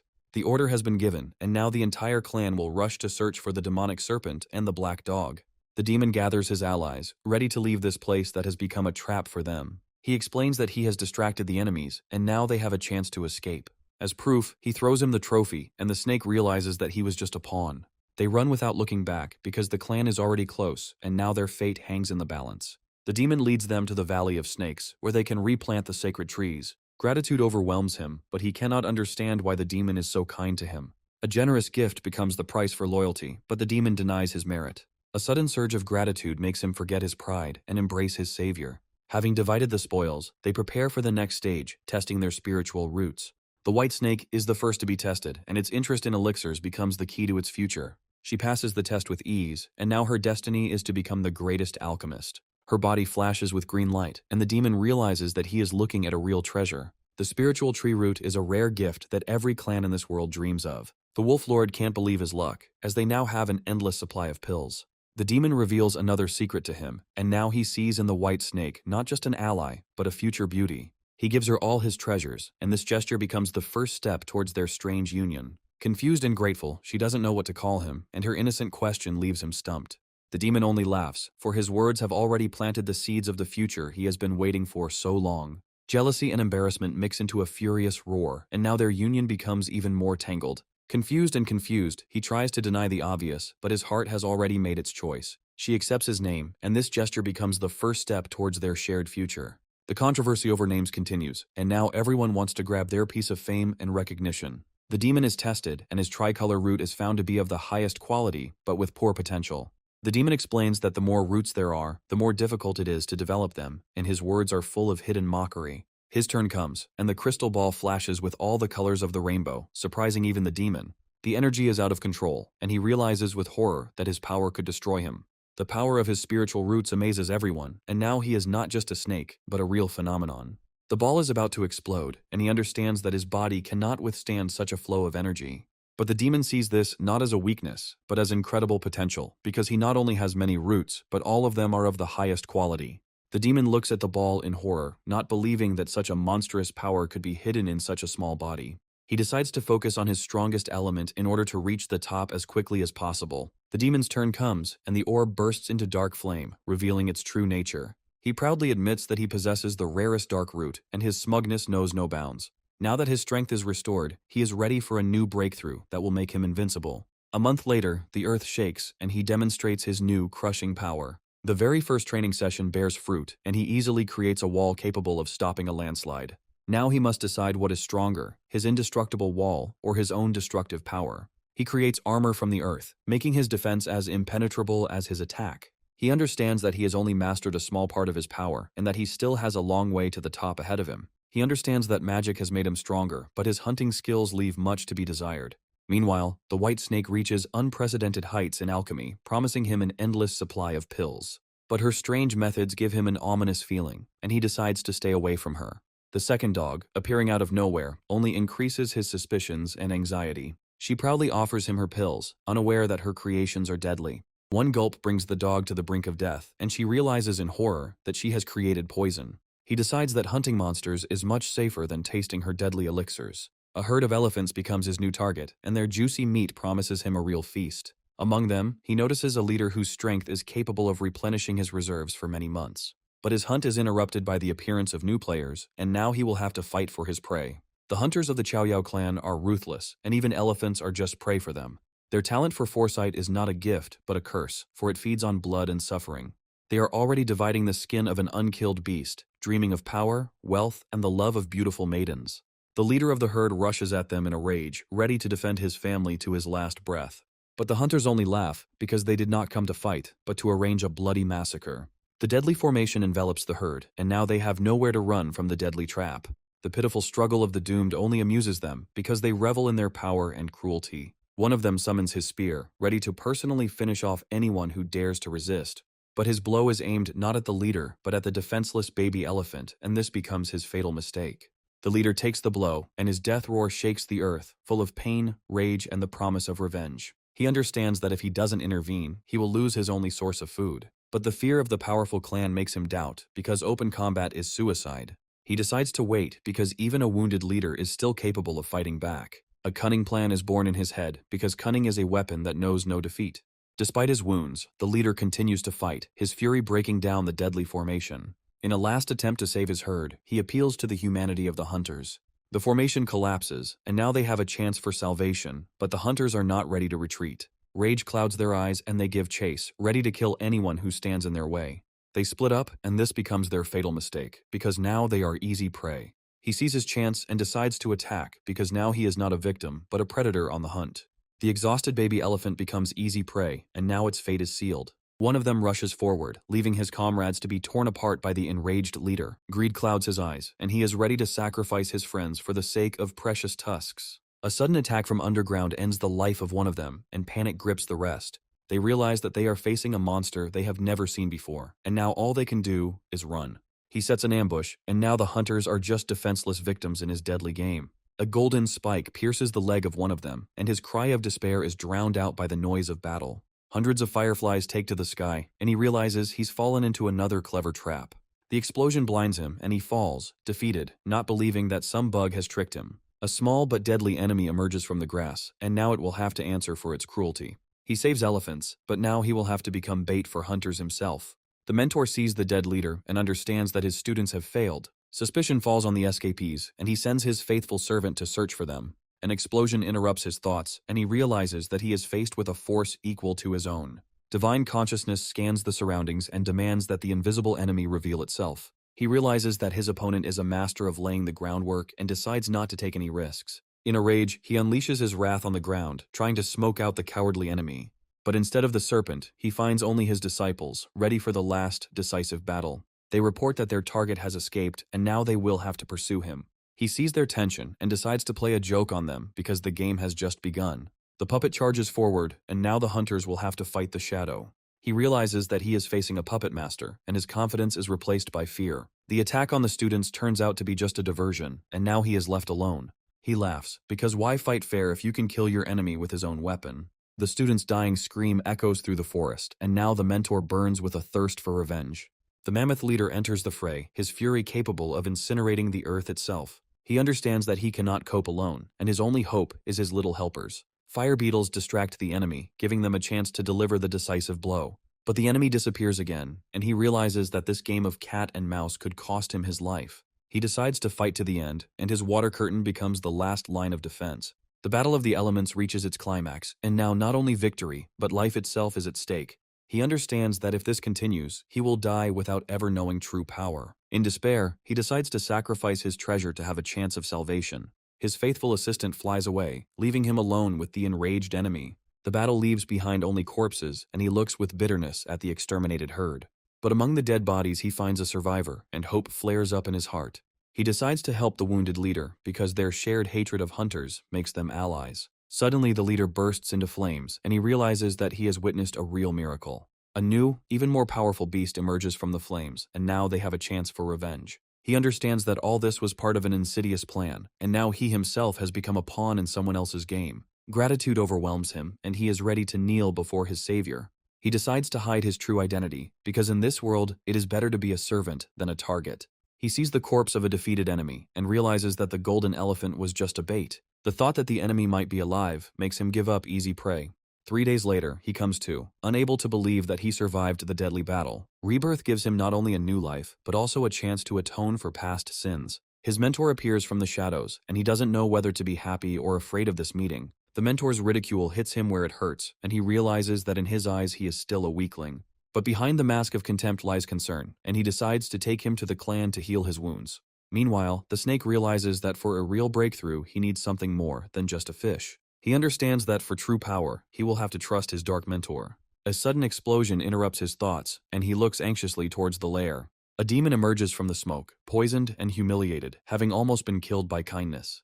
The Lord of the Wolves does not believe in her holiness, because her gift is not a blessing, but a curse. The demon is in despair, as her inept talent turns their cave into a powder keg. He tries to reach out to the demon, but he sees her chaos as just a funny distraction. Despite all the failures, she proudly presents her first successful creation. He feels the dark energy emanating from the pill, and understands that it was created, especially for him. The battle for the pill becomes a test of their strange alliance, where care mixes with cruelty. The demon insists on his own, because in his perverted world, this is the highest manifestation of brotherly love. She proudly declares that her talent is limitless, and now they can forget about hunger. But the demon reminds her of others, because true strength lies in faithful allies. The Wolf Lord is in despair, as he will have to go hunting to prove his worth. He soon returns with the spoils, and now they have the perfect test subject for the new elixir. They decide to feed the fish to the monkey to test what the new pill can do. An explosion of energy transforms the monkey, and it breaks through several ranks at once. Even half a pill grants incredible power, and they realize that they have created a real miracle. She rejoices because her genius knows no bounds, and now she is the greatest alchemist. But triumph turns to horror when they see their test subject turning into a monster. The fish grow legs, and now they realize their experiment has gotten out of control. A scream of horror breaks the silence, and they realize that they have created a real monster. They find a monkey, barely alive, and decide to carry out their cruel experiment to the end. The remains of the pill transform her agony into something unimaginable, and she begins to change. The transformation exceeds all their expectations, and they realize that they have created something perfect. The monkey goes through all the stages of evolution, turning from a simple animal into a higher being. Having broken through 5 ranks at once, she becomes human, but the price for this is too high.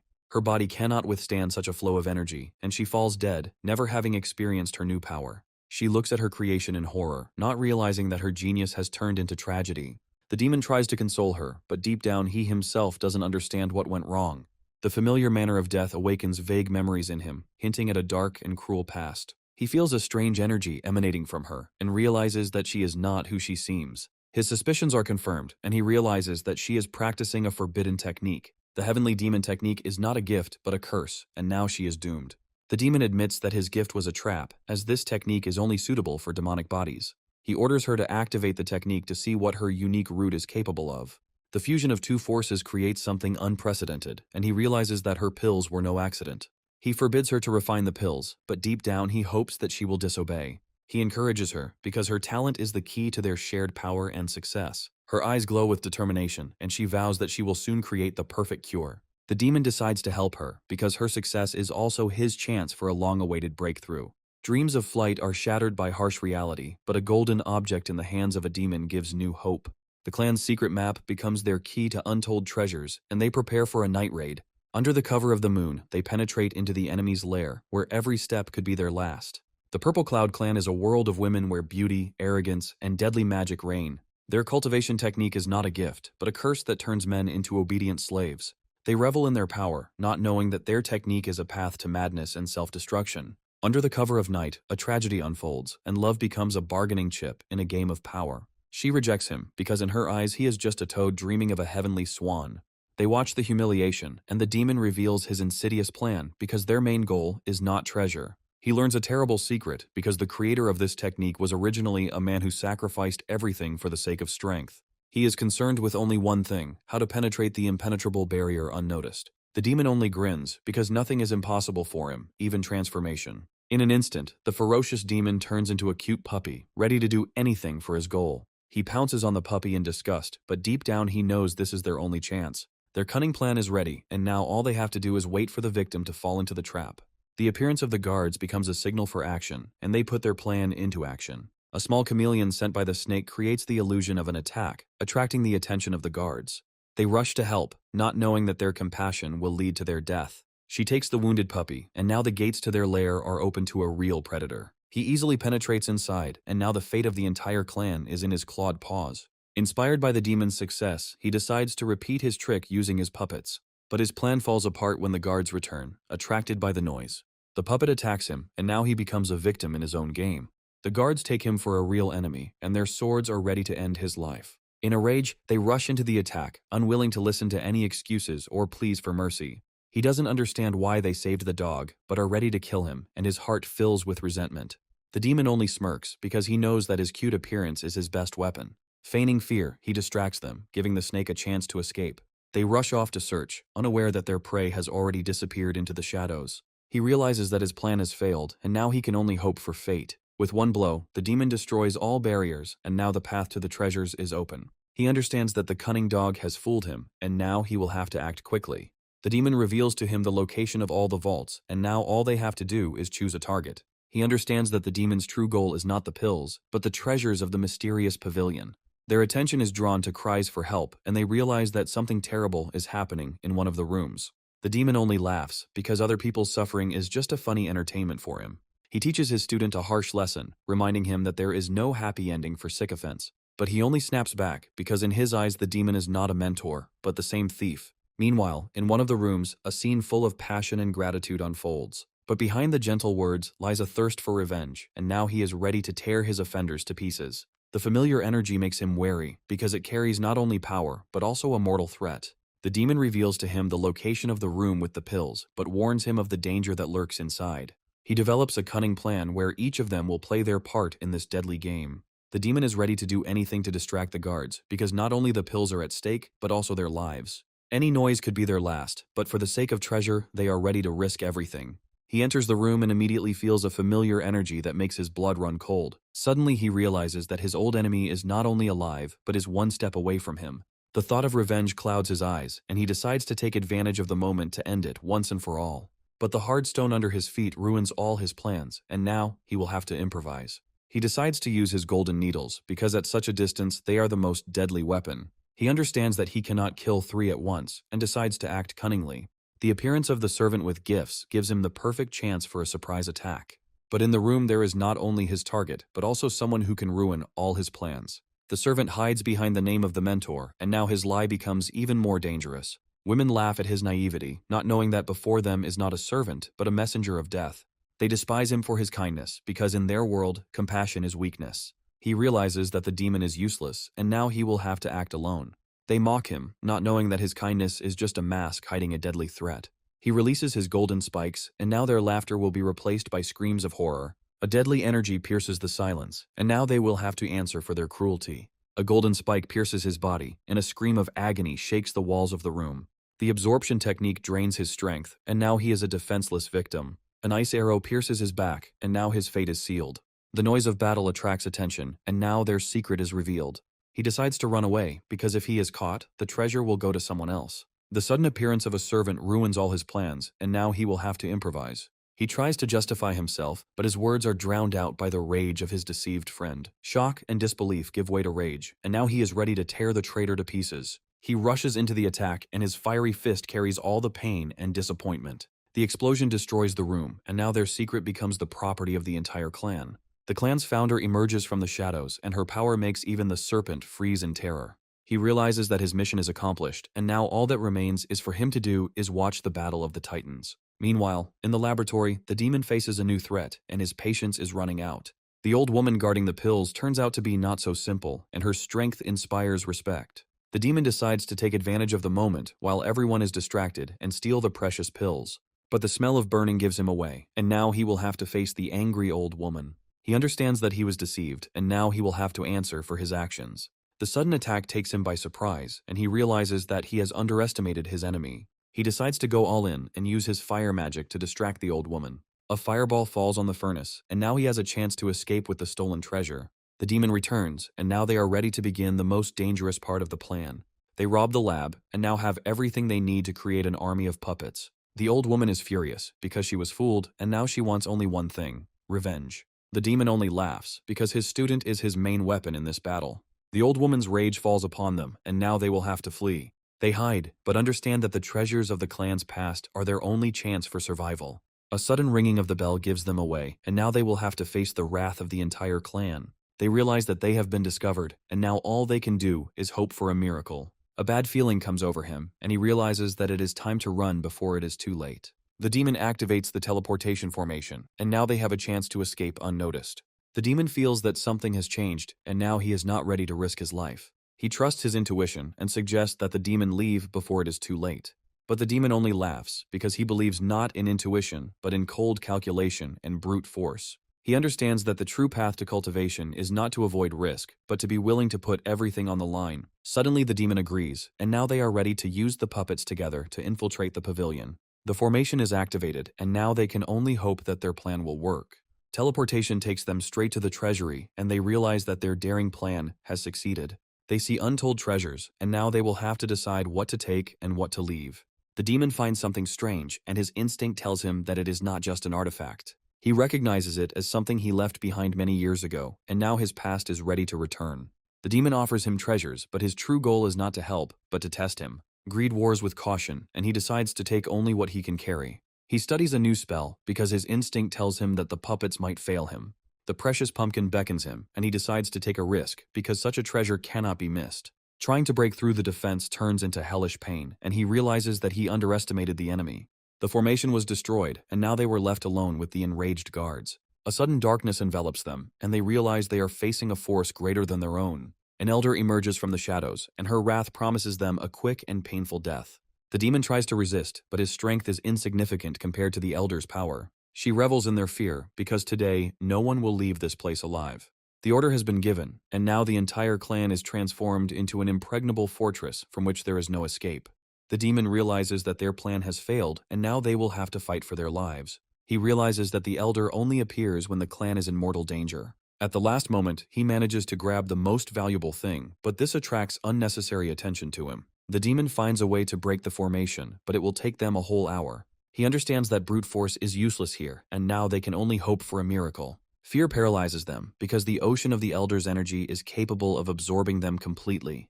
They realize that the elder is in ambush, and now they will have to play by her rules. A new plan is born, and now their task is to distract attention while they look for a way out. The entire clan rushes to search, and now they will have to fight not just one, but an entire army. The order has been given, and now even the clan leader joins the hunt, for their honor is at stake. Talismans sensitive to life energy become their main weapons in their searches. The huge reward makes them forget about fear, and now everyone is ready to risk their lives. They disperse across the territory, not knowing that what awaits them is not glory, but certain death. An ambitious student decides to act alone, because victory promises her an unprecedented reward. Her talent and diligence are admirable, but in the eyes of her mentor, she is just a pawn. She is ready to do anything to achieve her goal, because the reward is her only chance for freedom. The thirst for fame pushes her to recklessness, and she throws herself into the thick of things. Her ancestral sense leads her straight to her goal, and she realizes that her enemy is hiding underground. Meanwhile, he comes to his senses, and now he will have to face a new, even more terrible threat. Mutual accusations destroy their alliance, because the real threat lies in the shadows, not in the face of a comrade. Left for dead, he clings to life, for it is his duty to warn the clan of impending disaster. He understands that his death will be a victory for the enemy, and this thought gives him strength for the final push. Under cover of night, they search for their prey, unaware that they themselves have long since become prey. The found talisman becomes the key to solving the mystery, and now all they can do is call for help. But instead of salvation, they find only a fiery hell, and now they will have to fight for their lives. The ancestor's wrath falls upon them, because he sees them not as victims, but as the culprits of the tragedy. The cunning dog is using puppets again, and now the hunters are just pawns in his deadly game. He revels in his power, because for him this is not a battle, but just entertainment before the real feast. They understand that the puppets are just bait, and the real enemy is hiding somewhere nearby. He decides to act with caution, because recklessness is the path to certain death. She approaches, and he realizes that he is trapped with no way out. The bad feeling comes true, and now he is immobilized, awaiting his fate. The thought of the reward makes her forget her fear, and she is ready to risk everything for the sake of glory. But calmness and humility prove to be her main weapons in this deadly game. The appearance of the elder interrupts her search, and now she will have to answer for her failure. He realizes that his plan has failed, and now he will have to improvise. She lies to save her life, not knowing that her deception has already been exposed. Thanks to her caution, they stay alive, but now they will have to find a new way. He understands that she is not just a student, but the owner of a rare spiritual root.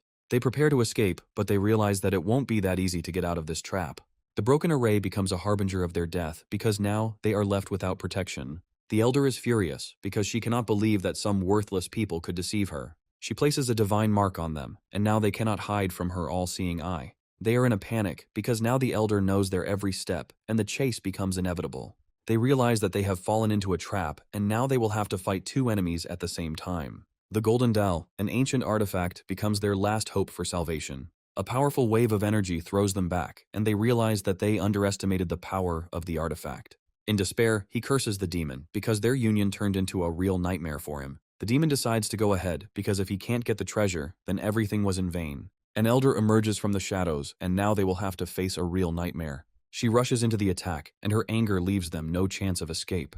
The demon understands that she has come for him, and now he will have to answer for his actions. He decides to sacrifice himself to give his student a chance to be saved.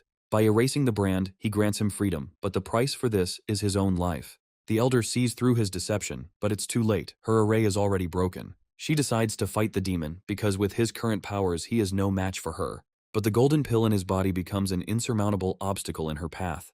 He has only 3 strikes left, and he knows this is his last chance to win. He waits for his student, not knowing that he is already faced with a choice, to run or to fight. He understands that he cannot abandon his mentor, because their destinies are now connected. Doubts gnaw at him, because he is afraid that his intervention will only make the situation worse. He decides to take a risk, because it is better to die in battle than to regret his cowardice all his life. The elder understands that she won't win so easily, and decides to use her last trump card. A silver needle filled with deadly energy flies straight into the demon's heart. But the demon only laughs, because he foresaw this blow and prepared a trap.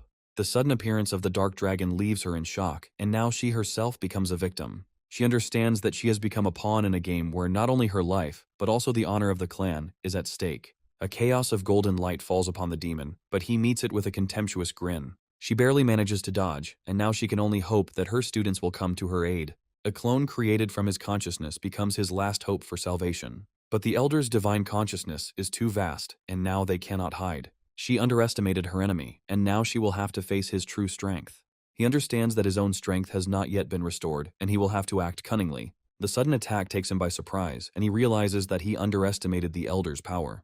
The Nine Heavens triple sword is her strongest technique, and now he will have to fight for his life. He dodges the deadly blades, but understands that without earth magic he cannot escape. In desperation, he calls upon his last ally, and now the battle will reach its climax. The Song of Soul Suppression falls upon the Elder, and her mind is plunged into chaos. She understands that her enemy is not so simple, and now she will have to use all her power to survive. Even wounded, he continues to fight, because he has nowhere to retreat.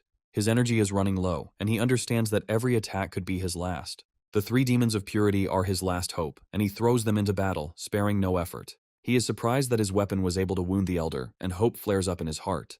But the Elder only laughs, because now that he has the brand on him, he can't leave. Suddenly, he returns, and the demon realizes that his disciple has not abandoned him in trouble. He wants to control the puppet, but the demon knows that his powers are not enough for this. He decides to transfer part of his divine consciousness to him to give him a chance to win. New strength fills him, and he rushes into the attack with a roar, ready to crush the enemy. Now they are together again, and their combined power is ready to defy death itself. He decides to use the divine pill, because he will have no other chance to win. But the Elder returns, and now they will have to face her face to face. The demon transfers his power to him, and now their destinies are intertwined. The shards of her weapon become her last hope, and she is ready to risk everything for victory. Their combined fury falls upon the Elder, and now everything is at stake. The Earth Shield reflects her attack, and she realizes that she has underestimated the strength of her enemies. Three demons of purity pierce her defenses, and now her fate hangs in the balance. The Divine Explosion Pill is their last chance, and now all they can do is hope. He doesn't know his true abilities, but his instinct tells him what to do. He activates the pill, and now their combined power is ready to grind the Elder into dust. The ancient vessel becomes their last hope, and now all they can do is believe. They rush into battle, because if they die here, then everything was in vain. The Elder dodges the attack, and her speed amazes even the demon. At the last moment, she manages to put up a shield, but the blow still throws her back. A giant thorn grows from the ground, and now she has nowhere to run from the fury of the earth. She can't believe that some insignificant demon could master such a powerful technique. Rage clouds her eyes, and she realizes that she has been made a laughingstock of. He continues to attack, and now his fiery spikes are the harbingers of her demise. She falls, defeated, but in her eyes it is not fear that burns, but a thirst for revenge. He understands that even at the Golden Core stage, his student is a force to be reckoned with. The Golden Shield Amulet is her last chance, and she throws it into battle, hoping for a miracle. She soars into the sky, and now she is not afraid of either the thorns or the fury of the earth. She realizes that she has underestimated her enemies, and now she will have to use all her power. A shower of pear blossoms is falling on them, and now they will have to defend themselves. She is confident of her victory, because her ancestors' golden core will soon run dry. The demon realizes that she is right, and decides to raise the stakes in this deadly game. He finds ancient mountain walls, and now they have a chance to turn the tide of the battle. He decides to risk everything, because even if he can't control the new power, they will have a chance to win. He comprehends the principles of all earthly spells, and now his power knows no bounds. He turns into a real dragon, and now his enemies will have to answer for their cruelty. They rush into the attack, and their combined might is ready to crush even the strongest enemy. A scream of agony shakes the earth, and he realizes that he has encountered a force capable of altering reality. He turns the earth into an impenetrable prison, and now she has nowhere to escape. She can't believe that some insignificant snake was able to master an ancient and forgotten technique. For centuries, this technique was lost, and even the most powerful masters could not master it. She understands that the snake studied her at the very moment when she herself tried to kill him. Fear makes her retreat, because she understands that she cannot win this battle. But he has already surrounded her, and now she will have to fight for her life. In desperation, she uses her last trump card, but even it cannot save her. She uses the Amulet of Movement and escapes, leaving him alone on the battlefield. The demon realizes that the amulet is the key to instantaneous travel, available only to a select few. But he is not ready to retreat, because today he will finish her off, no matter what it costs him. A giant wall rises from the ground, and now she cannot escape its deadly grip. He summons his most powerful technique, and now her fate hangs in the balance. She throws all her amulets into battle, but even their power is not enough to stop him. He turns into a giant stone serpent, and now his power knows no bounds. Even the most powerful talismans prove powerless, and she understands that she is doomed. The demon orders him to finish her off, because they may not have a second chance. The final blow falls upon her, and her body falls limply to the ground. But at the last moment, she slips away again, leaving them with nothing. The battle is over, and now that the enemy has been defeated, all that remains is to count their losses. The demon admires his strength, because he not only survived, but created his own technique. But his body cannot bear it, and he falls, exhausted by the battle and his own power. He understands that if he doesn't finish off the enemy now, he won't have a second chance. The demon decides to retreat, because even in a semi-conscious state, his student is dangerous. The earthen armor is his last defense, and now he is completely at the mercy of instinct. Even after losing consciousness, he continues to defend himself, and his body becomes an indestructible fortress. The elder regains his weapon, but realizes that the battle is not over yet. The arrival of the ancestor changes everything, and now they have a chance for revenge. The head of the clan sees his defeated student, and now her wrath will fall upon the culprit. The clan leader's rage knows no bounds, and now the entire mountain will be turned into a hunting ground. The order has been given, and now the students are ready to do anything to restore the honor of their clan. They realize that they have underestimated the enemy, and now they will have to act together. A week later, news of the attack spreads around the world, spreading fear and panic. The rumors grow with new details, turning the snake and the dog into invincible monsters. The leader of the Mountain Mover clan is furious and is now willing to increase the reward fivefold. He realizes that it was they who destroyed his clone, and now this hunt becomes personal for him. He sends his best student to announce the reward and put an end to this chaos. The generous reward attracts hunters from all over the world, and now luck is on the side of the brave. Meanwhile, the demon prepares his army, because the stolen ancestor is the key to his future power. The head of the clan sees in him not just a thief, but a genius worthy of becoming his student. Meanwhile, the enemies are building a new pavilion, preparing for a full-scale war. The order has been given, and now they have only 6 months to prepare for the decisive battle. The huge reward makes him forget about fear, and now he is ready to do anything for the sake of victory. The thunderstorm becomes a harbinger of the coming storm, and he understands that there is little time left. A week passes, and his faithful servant is still unconscious, immersed in the nightmares of the past. Memories of past battles torment him, reminding him of the cruel price paid for survival. A mysterious voice from the depths of his consciousness awakens him, asking a question to which he has no answer. He sees his true artifact, Amidordorothan Mindsaw, Edis Tordesoit, a demonic vessel that contains the power of an ancient dragon. The dragon spirit opens the way to true power for him, but warns him of the difficulties that lie ahead. He understands that the technique of hiding the heart is the key to his true strength, but he must comprehend it himself. The earth splits, and he realizes that there is no more time to think. The dragon spirit passes on its power to him, and now he is the heir to the ancient clan. He comes to, not understanding what happened, and his faithful servant tries to calm him down. The headache is just a side effect of the pill, but now he is ready for new achievements. He asks about his friends, and the wolf tells him that each of them went their own way. Breaking through to the 8th rank grants him not only strength, but also new, deadly thorns. He decides to find his mentor to help him get rid of the flaws in his technique. The treasures he reaped in battle would be his payment for training and the key to laying the foundations. He understands that all this was not in vain, because now he has everything to become invincible. He understands that without the demon, a short and inglorious life would await him.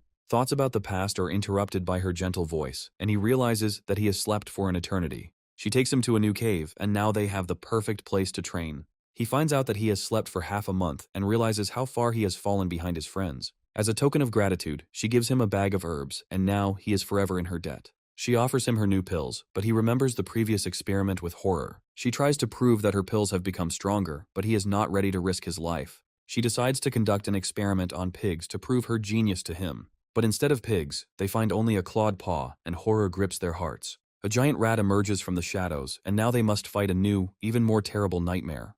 The giant rat turns out to be not alone, and now they will have to face a whole pack. A white snake finds a small rat and decides to use it in his experiments. She realizes that size is the key to victory, and decides to create her own army of monsters. The pill turns the little rat into a giant monster, and now they have their own weapon. The demon is furious, because now he has a worthy rival threatening his power. She invites him to try her pills, but he remembers his previous experiment with horror. As a sign of reconciliation, she gives him a whole bag of her creations, and now he is in her power. A special mark on the bag indicates that he is now her property, and he has nowhere to run. She leaves, leaving him alone with his thoughts and fears, because now he is completely in her power. He decides to focus on poison techniques, as this is his only chance of salvation. He understands that her health pills bring death, and the deadly ones bring a real apocalypse. Fear of her creations forces him to look for other ways to become stronger because his life is at stake. He decides to create his own army because in the last battle he lost all his puppets. Stone becomes his new material, and he is ready to create an army capable of crushing mountains. The first creations turn out to be weak, but they are ideal for reconnaissance. He tests their strength, and the flying stone proves that his earth root is a powerful weapon. He understands that one puppet is weak, but an entire army is capable of crushing any enemy. The thirst for power takes hold of him, and he decides to create 500 stone warriors. The bag is filled to capacity, but the storage stone solves this problem by giving it endless space. Suddenly he feels that the signal from the talisman has disappeared and realizes that his friends are in trouble. A secret expedition begins with a hidden fear of being discovered. The sudden discovery of a wounded stranger ruins all plans. The helpless victim turns out to be a long-time and hated enemy. A creature blinded by hatred prepares to commit cruel revenge. Suddenly the thought comes to use the enemy for your own dark purposes. The experiment begins under the guise of false sympathy. Cynical rescue is carried out for dubious gain. The unexpected power of the drug awakens a terrifying force. The resurrected enemy turns into an uncontrollable monster. A rash act leads to absolute and frightening chaos. He sends the puppets forward, as careless use of force could give him away. By the river he finds a wounded man, and his clothes indicate that he belongs to the Mountain Movers clan. He recognizes him as the very dog from the Purple Mist clan, and is ready for a bloody feast. Suddenly, a cunning plan is born in his head, and he decides to use the wounded man in his experiments. He gives him a pill, considering it the first good deed in his new life. The pill works too quickly, and he realizes that his creation is deadly. The effect proves too strong, and the wounded man dies in agony, unable to stop the bleeding. He decides to search the corpse to find out what treasures he so desperately protected. But instead of riches, he finds only a diary full of pain, love, and self-sacrifice. He reads about his tragic fate and understands that he killed not an enemy, but an unhappy lover. He understands that all his troubles are from women, but his body still hasn't recovered. He creates an awakening pill to clear his mind and bring him back to life. The ghost of the wounded man thanks him, but asks him not to spit, because this is their only chance. He tries to feed him a pill in disgust, but he spits it out along with his saliva. The wounded man's saliva dissolves the pill, and now its power becomes uncontrollable. A foul smell fills the air, and he realizes that he has created not a cure, but a poison. The wounded man begins to vomit, and he realizes with horror that he is about to be drowned in someone else's vomit. He comes to, but now his body is just a vessel for indomitable energy. He summons the Ring of Taming, and now he is ready to subjugate any beast. He prays for a quick death, but the snake only grins, because his torment has only just begun. The talismans react to the approach of people, and now he will have to save not only himself, but also his friends. A group of hunters sets out to search, and now the entire Valley of Snakes turns into a death trap. They carefully check every corner, not knowing that what awaits them is not easy prey, but certain death. The sudden smell of vomit takes them by surprise, and they realize they are trapped. They run without looking back, but the disgusting smell pursues them, depriving them of the strength and will to resist. A sudden attack from underground immobilizes one of them, and now he is a defenseless victim. He is on the verge of death, and his cry for help becomes a signal to his friends. They join forces, and their combined attack gives them a chance of salvation. The white snake reaches a new level of strength and is now ready for new battles. He comes to and realizes that while he was unconscious, his friends became much stronger. He comes to, not understanding how he survived, and sees two powerful beasts in front of him. Now he is their pet, and his life is no longer his own. She gives him a pill to make him sleep, and now they can calmly discuss their plans. He falls asleep, and now they can set out on their journey without fear that he will give them away. They head to the mountain on the border of the lands, because a new, even more difficult battle awaits them there. She remembers the demon's words, and realizes that he left them a clue on how to cover their tracks. They realize that the demon sacrificed himself to give them a chance at salvation. He decides to lead his enemies into a magical forest, where every trail leads nowhere. The hunters arrive at the scene, but cannot find the entrance and realize they are trapped. The illusion blade technique destroys the barrier, and now they will have to face a real nightmare. The cave turns out to be empty, and they realize that their prey has escaped again. They feel residual energy, and realize that they are just a little late. They decide to split up, as this will give them a better chance of finding the fugitives. Snake-finding techniques become their main weapon in this deadly race. The trail ends at a swamp, and he realizes that his prey is hiding in the muddy water. He decides to blow up the swamp to smoke out the snake, not knowing what power it will awaken. The explosion talisman is falling upon the swamp, and now they will have to face its wrath. A giant crocodile rises from the depths, and now they are just defenseless victims. The king crocodiles unleash their fury on them, and they realize they have been deceived. The snake's trail goes cold again, and now they have to search for it blindly, risking their lives. A foreboding feeling gathers in the Crimson Forest, full of hidden danger. A stupid mistake by one of them breaks the ominous silence, and pain pierces the air. A deadly swarm of poisonous bees descends upon the squad, sowing panic and chaos. Cries for help are drowned out by the buzzing sound as one of their own is devoured by the merciless pack. The sudden appearance of a fiery beast in the sky reveals the bitter truth about deception. The realization of the trap comes too late because they have entered the lair of powerful creatures. The demonic beast's plan becomes clear, but the escape route is already cut off. The earth trembles from an unknown force, adding even more confusion to their desperate situation. A new nightmare emerges from the depths of the earth, huge and furious, leaving no chance for salvation. A brutal blow cuts off the last hope, demonstrating the full power of this primal horror. Horror paralyzes the mind, because the enemy turned out to be a monster of unimaginable power. Even on the brink of death, the last hope for healing glimmers in their hearts. In a desperate attempt, he unleashes an illusory barrage of shining blades on the enemy. The beast's self-confidence is unshakable, its power easily extinguishing any attack. Undeterred, he calls upon the power of the heavens, unleashing a blinding thunderclap. The monster's agility is astonishing, as he gracefully dodges the deadly lightning. From the depths of imagination, a water dragon is born, ready to absorb the fiery fury. The clash of the elements shakes the earth, but even the mighty spirit of water cannot overcome the beast. Cunning proves stronger than brute force when water becomes the perfect trap. Shock can be seen in the eyes of his comrades, because their mentor turned out to be much stronger than they thought. The sudden return of the allies brings not only relief, but also a shadow of suspicion. Recognizing the ancient monster brings back the chilling horror of a past battle. From the very heart of the flames rises an old enemy, his soul burning with a thirst for revenge. With a roar of rage, the mighty beast breaks the shackles, proving the futility of their efforts. An unknown weapon falls from the sky, forcing them to flee in panic. The monster's unstoppable power shakes the earth, leaving no stone unturned. At the end of their strength, they miraculously dodge a deadly attack, realizing their weakness. When hope is almost gone, he uses his last chance to call for reinforcements. The enemy rushes forward, trying to sever the last thread connecting them to salvation. A desperate tactical move gives them precious moments to retreat. The earth-shaking echoes of the battle give them a fragile hope of salvation. In this chaos, new players emerge whose innocent appearance is deceptive. The heavy burden slows their flight, testing their loyalty and endurance. The tension is mounting, as every moment of delay could be fatal for them. The surviving pursuers lick their wounds, their souls filled with the bitterness of defeat and a thirst for revenge. Fear of the mighty beast sowed the seeds of doubt and indecision in their ranks. The leader decides to retreat, but his words already contain a promise of brutal revenge. The victory turns out to be bitter, because now his clan will have to look for a new refuge. Ahead of them lies a new, even more ancient danger, hidden in the shadow of a mysterious mountain.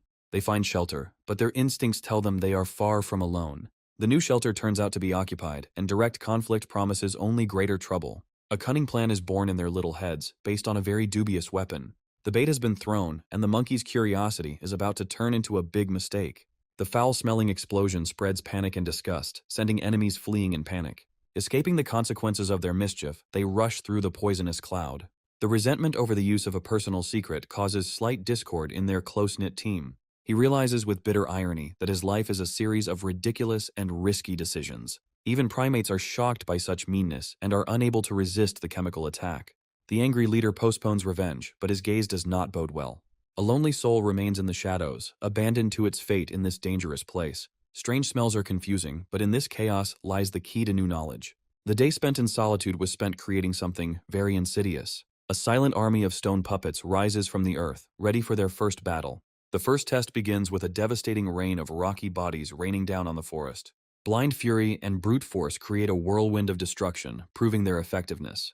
The realization of the power of one's creation is astounding, as it is comparable to human combat vehicles. A spark of genius gives birth to a new, even more explosive and deadly strategy. A desperate plea for freedom is met with a cold, calculating, and distrustful gaze.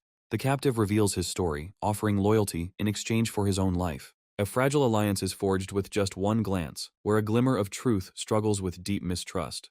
He ends up with an artifact that can subjugate will, changing the balance of power. The offer to serve sounds like a plea, but is met with cold calculation. Desperate readiness for anything is shattered against the wall of centuries-old mistrust of the human race. The words of the oath are drowned in steel embraces, where every movement threatens death. A cruel test throws him onto the altar of loyalty, where the price may be his life. The daring question of survival only worsens his fate, doubling the stakes in this deadly game. The helpless body becomes a toy in the hands of stone giants, enduring unbearable pain. A shameful defeat only evokes contempt because his true strength was never revealed. Silence becomes the only answer when the body is broken and the spirit is almost crushed. The unexpected order to heal his wounds suggests that his new master has his own, much more distant plans. Realizing his powerlessness, the cunning enemy decides to use someone else's hands to regain what was lost. Half a month of solitude gave him a new level of power, but his hunger for strength only increased. The new servant's loyalty is in doubt, and cruelty seems the only guarantee of control. An unexpected guest breaks the silence, bringing with him mysterious and living prey. In an attempt to please, he brings a bloody gift, not noticing the tension in the air. The owner's unnatural silence creates anxiety, because something clearly has not gone according to plan. A talking wolf shatters the illusion of control by revealing the shocking truth about his nature. A sudden and furious attack becomes retribution for his presumptuous stupidity. Far from the chaos, someone enjoys a peaceful meal, unaware of the drama unfolding. The boiling cauldron turns out not to be torture, but a strange test that he even enjoys. The prisoner's life hangs in the balance, and his fate is decided by a dispute about his thinness. A brief respite gives way to new horror when they decide to taste it. Horror breaks his will, and his soul almost leaves his body under their cruel mockery. The failed treasure hunt only highlights their desperate situation. An unexpected discovery brings back lost treasure, causing shock and bewilderment. The mysterious disappearance of the enemy finds its explanation in his dark and cruel past. His cold-blooded tale of easy victory only highlights his ruthless nature. The death of their protector opens a window for attack, and darkness falls upon the unsuspecting clan. A chance word reveals a bitter truth to him, and he becomes a legend among those who seek him. In this moment of despair, he finds the strength to renounce the past and choose a new path. His newfound pride is met with the mocking gaze of darkness. The legend comes to life before him, but an ominous laugh hints at a terrible substitution. Instead of an ancient ancestor, a mysterious beauty, bound in ice, appears inside. The sudden loss awakens in him a furious cry of despair and boundless love. His sudden impulse stuns even animals accustomed to cruelty. A cruel mockery falls upon him like a crushing blow, humiliating his feelings. His humiliating request to at least give up the body is interrupted by a sudden intervention. Desperation pushes him to a mad dash, ready to be content with even a scrap of her clothing. The last hope is shattered by a furious blow that drives him away. The master's true face is finally revealed, and his chilling horror is forever imprinted in memory. The brutal truth about his weakness becomes a humiliating lesson that crushes his pride. He is given the path to great power, but the price for it is mastering the art of seduction and deception. Jealousy flares into rage because the right to be the first mentor was treacherously stolen. The truisms sound like a mockery because they have long since passed this level. A cruel kick becomes an act of farewell, sending them on their way with the taste of bitter tears. The aroma of cooking food awakens painful memories that he is trying to escape. Even in this chaos, the simple wait for a hot meal gives them a brief respite. An unexpected gesture of compassion eases his pain, proving that he is not alone in his sorrow. A silent puppeteer watches from the shadows, his true motives a mystery. The first spark of awareness flares in his hand, revealing the true color of his newfound power. His ordinary strength becomes a measure of the norm, only emphasizing his ordinariness. The world is divided into two camps, where geniuses are marked by the rare gift of blue energy. The realization of perfection that blue energy brings becomes his new obsession. The simple arithmetic of power is shocking. One genius is worth 10 ordinary warriors. A bold question arises in his head. Is there a limit to this ladder of power? The hierarchy of power is fully revealed, but its highest levels are accessible only to a few. The secret of true power lies not in the gift, but in the lost technique of the heavenly demon. The thought of the creator of this technology makes one tremble, because he must be truly great. Excessive praise of an unknown genius causes him to become jealous and irritated. Great art gives rise to dark suspicions, because its creator must be a real scumbag. A careless word makes the air freeze, and he feels the weight of their gaze on him. Words about the creator awaken in the beast a primal rage, ready to tear him to pieces. In the shadow of the mountains, a sinister alliance is formed, and an old enemy finds a new, even more powerful patron.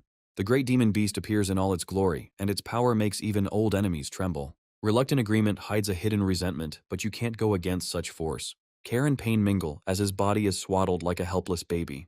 The ancient massif glows with a hidden menace, promising invisible death to any who dare enter. The protective talisman turns out to be two-faced, its safety overshadowed by words that sound like a farewell. A bitter confirmation breaks the silence, and the sudden farewell leaves behind only bewilderment. He chooses the path of solitude, heading to distant mountains in search of power that will change his destiny.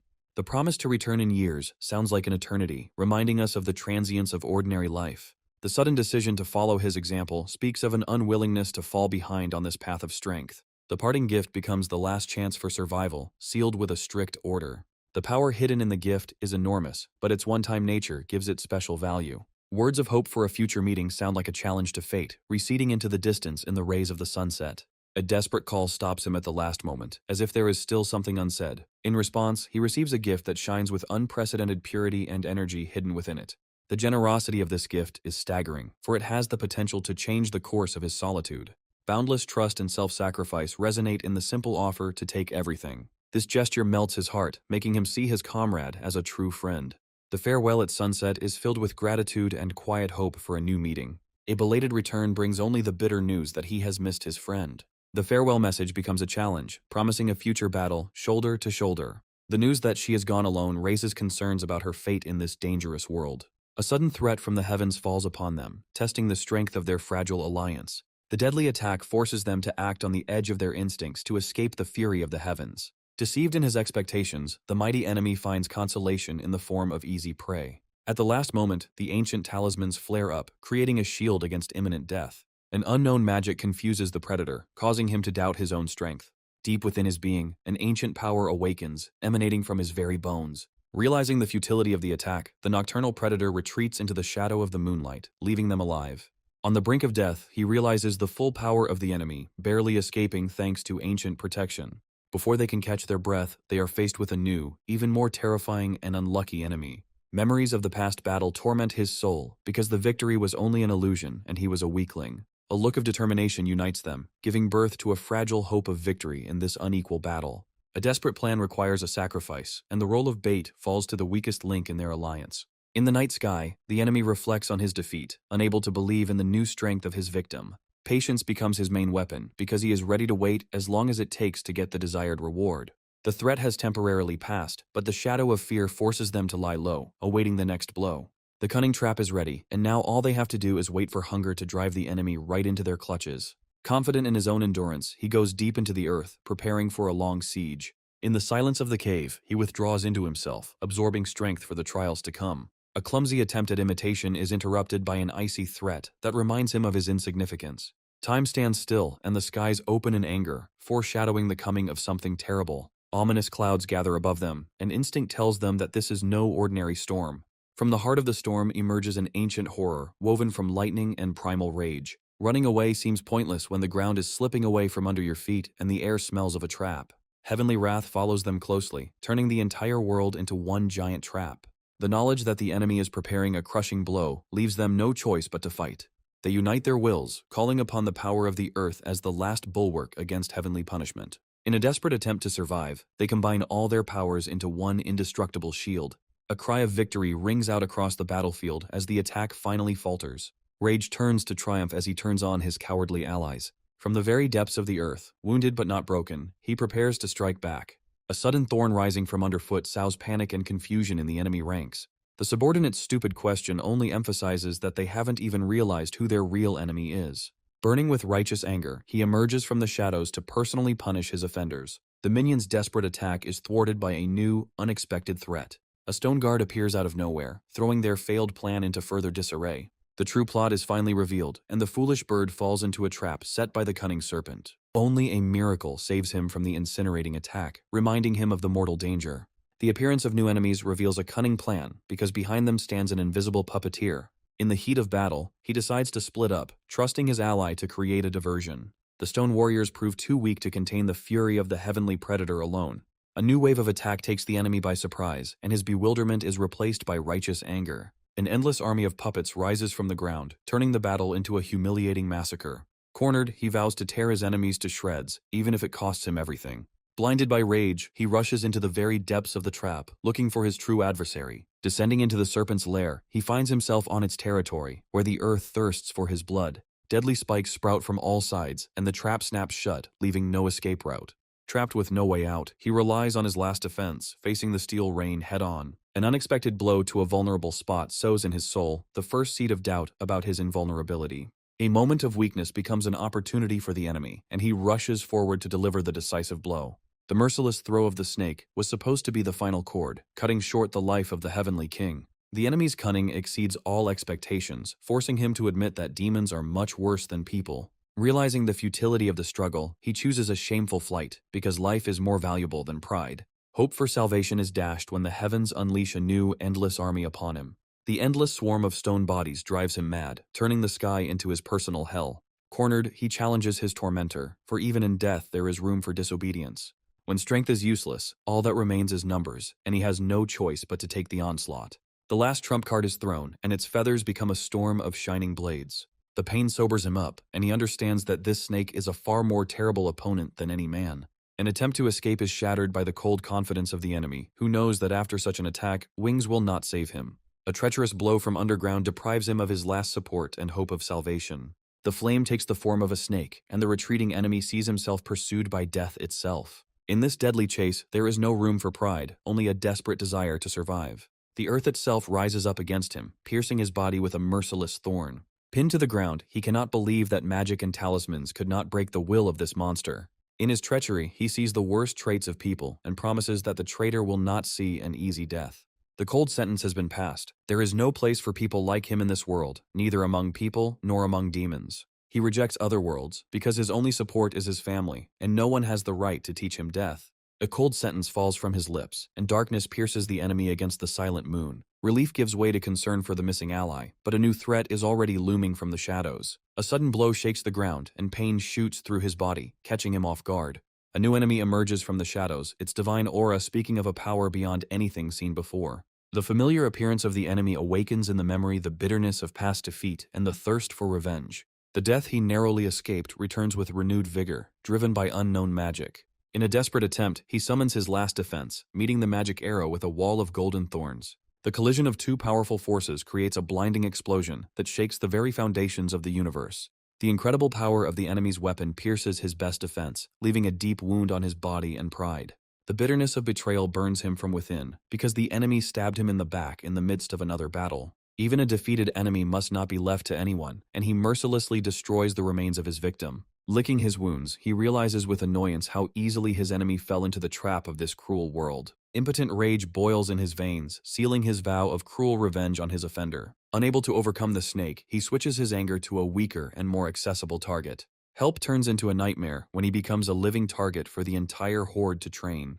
The enemy's mysterious weapon deprives him of any opportunity to resist, only increasing his humiliation. All his pride is trampled, and he, defeated, can only beg for mercy from his tormentors. On the verge of despair, he decides on one last trick, trying to appeal to their primitive instincts. The simple trick works, and the formidable army instantly turns into a chaotic flock thirsty for a treat. Brief relief gives way to horror, as a new, unknown enemy emerges from the shadows. Underestimating the threat, he makes the foolish mistake of trying to appease the darkness with a banana. A cruel reality falls upon him when he is robbed of his most valuable possessions. The lost bag turns out to be not just an object, but the last link to his past. His despair becomes just a funny game for them, aggravating his humiliation. The helpless chase turns into a mockery, where he is just a toy in their hands. In the midst of his humiliation, the familiar force blinds him again, depriving him of his last hope. At the bottom of despair, he gains new sight, sensing streams of energy hidden from ordinary eyes. Insight gives him an advantage, and he catches his attacker, surprising him with his sudden luck. Strength and fury merge in one blow, and he returns not only his thing, but also his trampled pride. The cruel laughter of his offenders only adds fuel to the fire of his trampled pride.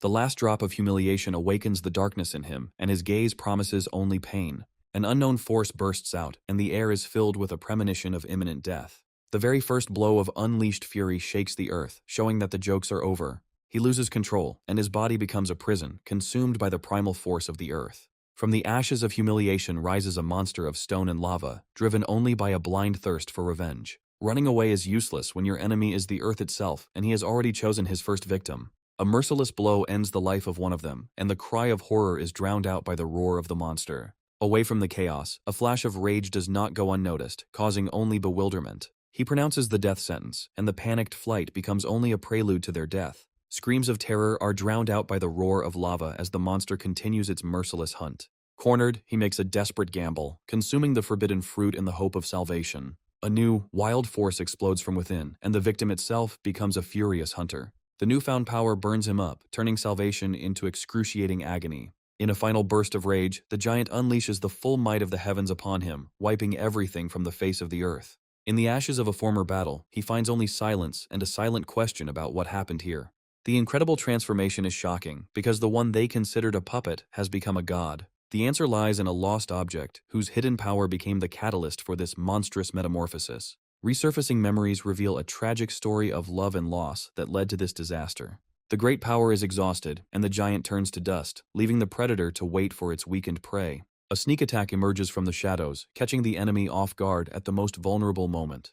A fatal mistake in the heat of battle when he tries to stop what cannot be stopped. A crushing blow shatters his stone flesh, proving the futility of resistance. The terrible weapon does not simply wound, it sucks out life itself, leaving behind only withered flesh. In a last desperate act, he throws the fiery blade, hoping to take the enemy with him. The enemy's silent resilience is astonishing, for even a mortal wound did not elicit even a groan from him. Suspicion forces him to act cautiously, sending his stone puppets on reconnaissance missions. In the ashes he finds only the withered body of his faithful dog, who fell in this brutal battle. The mystery of the deadly arrows remains unsolved, instilling horror with their ability to destroy energy itself. He realizes that he was on the brink of death, and only a lucky chance saved him from a disastrous fate. The picture of the battle, seen from afar, leaves more questions than answers. The cunning plan has been carried out, and now the enemy will be led astray by his own blood. Even when wounded, he does not abandon the pursuit, sending his faithful servants on the trail of the enemy. 1,000 miles away, in a hidden cave, the air is thick with the sweet scent of pure power. Hiding from the world, he absorbs dark energy, preparing to reach the peak of his power. The sudden realization of his forgetfulness gives rise to anxiety for the fate of the one he left unprotected. The epiphany comes too late, and he realizes that all this time he was just a pawn in someone else's game. Driven by honor, he rushes forward to keep his word, no matter the cost.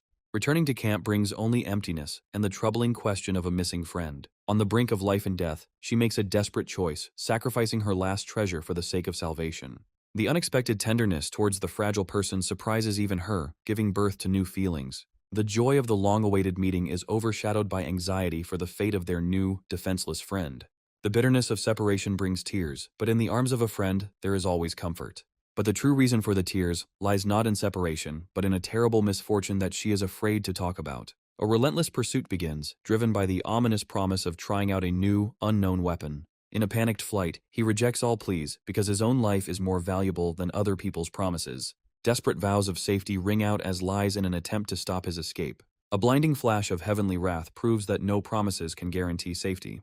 The final ultimatum has been thrown, and the divine awakening pill becomes a weapon, not a gift. Just one glance at this concentrated power throws him to the ground, deprived of strength and will. In a desperate attempt to protect her own, she rushes forward despite pleas and fear. Even in the jaws of the enemy, her last thought becomes a gift given with hope for the future. Left alone, he vows revenge, not realizing the true cost of his escape. A bitter realization comes with tears when he realizes that kindness was mistaken for poison.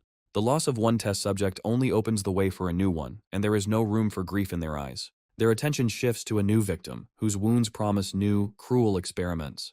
With childish confidence, she takes on the task, because for a true specialist, there are no hopeless cases. Under a silent sky, she makes a promise of healing, leaving his fate in her small paws. In the silence of the night, a dark ritual begins, where souls become just pieces in a great game. Absorbing someone else's power, he feels his body become stronger and his heart beat in anticipation of new power. A blinding flash marks a breakthrough to a new level, granting him power never before seen. The newfound power heightens his senses, and the world around him appears in a completely different light. Even in death, the enemy continues to serve him, becoming material for the creation of even more powerful puppets. A sudden sound breaks the silence, and paranoia reminds him again that he could still become prey. Under the full moon, a new hunter appears, drawn by the scent of battle and the promise of easy money. Deception breeds rage in him, because instead of the promised prey, he finds only stench and emptiness. The suspicion of betrayal forces him to move on, but now he has become much more cautious. He understands that the old enemy did not give up so easily, and now he will have to deal with this new threat himself. Far from this chaos, a miracle begins, and the torn flesh begins to slowly regenerate. The speed of healing amazes them, but they realize that it will take more than that to fully recover. Even in unconsciousness, he is tormented by memories of the cruelty he himself once displayed. The sudden return of a friend breaks the silence, bringing with it not only joy, but also shock. Faithfulness to one's word proves stronger than insults, and he brings the promised gift, surprising with his honesty. The farewell is interrupted by a desperate plea for help because they cannot do without his talent. Traces of a past battle become the key to the solution, and he takes up the trail of his old enemies. A heightened sense of smell detects a new, even more powerful threat lurking nearby. It becomes clear that their enemies are not just cunning, they have wandered into the territory of deadly predators. The enemy's weakness is explained by a recent wound, which gives them a ghost of a chance of victory. The mysterious disappearance of the enemy only fuels their passion for the chase, as it is now a matter of honor. The slight mockery of mistrust only underlines how much their relationship has changed. In the shadow of the forest thicket, an old acquaintance comes onto the stage, and his appearance does not bode well. Under the moonlight, he witnesses the return of an ancient clan, fleeing their power. The memory of his past feat is still alive, because he once saved their cub at the cost of great risk. Calling on an old debt, he asks for help, because his own clan was mercilessly destroyed. Despite his dislike of other people's discord, an ancient code of honor compels him to answer the call. Reluctantly, but obeying the order, one of them sets off on his journey, not understanding the reason for this sudden haste. The realization that their enemy has human technology forces them to reconsider their plans. The offer to send reinforcements is met with offended pride, because he does not consider himself a weakling. At this time, far away from them, a brilliant and insidious plan is born in the head of another. A mysterious bone becomes the key to solving the mystery, but its origin remains shrouded in mystery. Insight comes suddenly, and the familiar smell takes on meaning, revealing the secret of the bone's origin. Ancient legends come to life, recalling the power of tusks capable of destroying magic itself. The realization of the value of the find gives rise to fear, because now a real hunt for this treasure will begin. In his hands is not just a bone, but the key to creating an artifact of unprecedented power. The farewell is filled with sadness and anticipation of a new meeting, which may take place many years later. An unexpected stop gives rise to hope that the bonds of friendship will prove stronger than duty. A sudden accusation of theft breaks the touching moment, turning friends into enemies. Gratitude turns out to be just a cover for a cunning plan, where friendship is a bargaining chip. A cruel joke awakens the darkest memories in him, returning him to his cruel past. A primal horror grips him when he realizes that he has become the victim of the very dog he once boiled in soup. Waking up brings only a fog in the head and a strange sensation in the hand, but the pain is gone. Vague memories of pain and the bite return, but no one cares about his suffering. The fragile calm is shattered when ancient protections are triggered, heralding the arrival of a powerful enemy. The powerful aura emanating from the cave spoke of a power he had never encountered before. He understands that his enemy has found an ally that is too strong, and there is no time to waste. An ancient giant, engulfed in flames, answers the call, and its power is capable of incinerating entire forests. Against such primal rage, all tricks are powerless, and the hope of an easy victory fades away. Fanatical faith in their leader pushes them to recklessness, not noticing his desperate sacrifice. Still recovering from their wounds, they face a new threat knocking on their door. All the pieces of the puzzle come together, revealing an ancient alliance and the secret of a deadly weapon. The mighty beast is surprised, because his cunning was discovered by someone equally powerful. One blow shakes the earth, demonstrating a power to be reckoned with.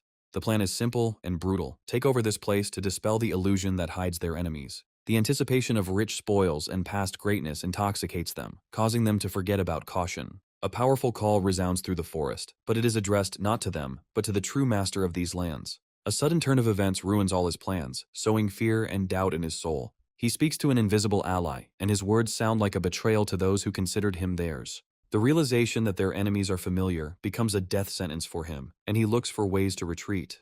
The memories that surface reveal the secret of an ancient debt, because once this snake saved his entire clan. An incredible gesture of respect for their leader turns everything on its head, because he is their true benefactor. A desperate plea for mercy for a new home is met with the fiery fury of an ancient benefactor.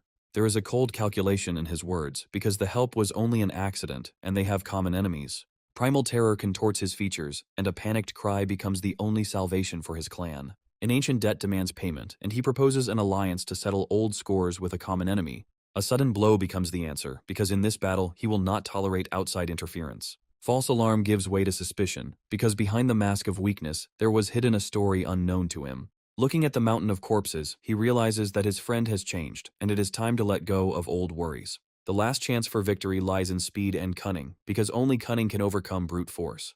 The challenge is thrown down, and the small body is filled with determination, because he has never lost in a speed race. The giant's incredible speed erases all hope of salvation, turning the chase into a massacre. A deadly spike piercing the ground almost reaches its target, leaving a trail of fire in its wake. Cold calculation tells him that evasion will only bring him closer to certain death.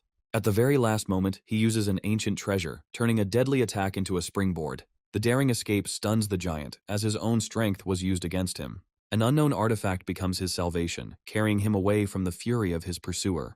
The enemy escapes, but his cunning and incredible resilience leave behind only admiration and anxiety. In a fit of rage, he unleashes all his might upon the earth, creating a forest of deadly thorns. Despair gives way to the realization of his own stupidity when his attack only helps the enemy escape.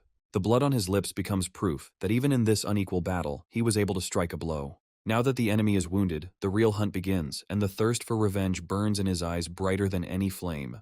The suspicion of simulation makes him act even more cunningly, because the enemy may be smarter than he seems. Time is running out, and he rushes into battle because delay threatens the loss of his most valuable treasure. A daring attack on the fly becomes a trap for him because the enemy was just waiting for this moment. The sudden blow takes him by surprise, but he still doesn't understand the true purpose of this attack. The realization of the deception comes too late, when his precious artifact is captured by an unknown force. The rage from such treachery blinds him, because no creature has ever dared to humiliate him like that.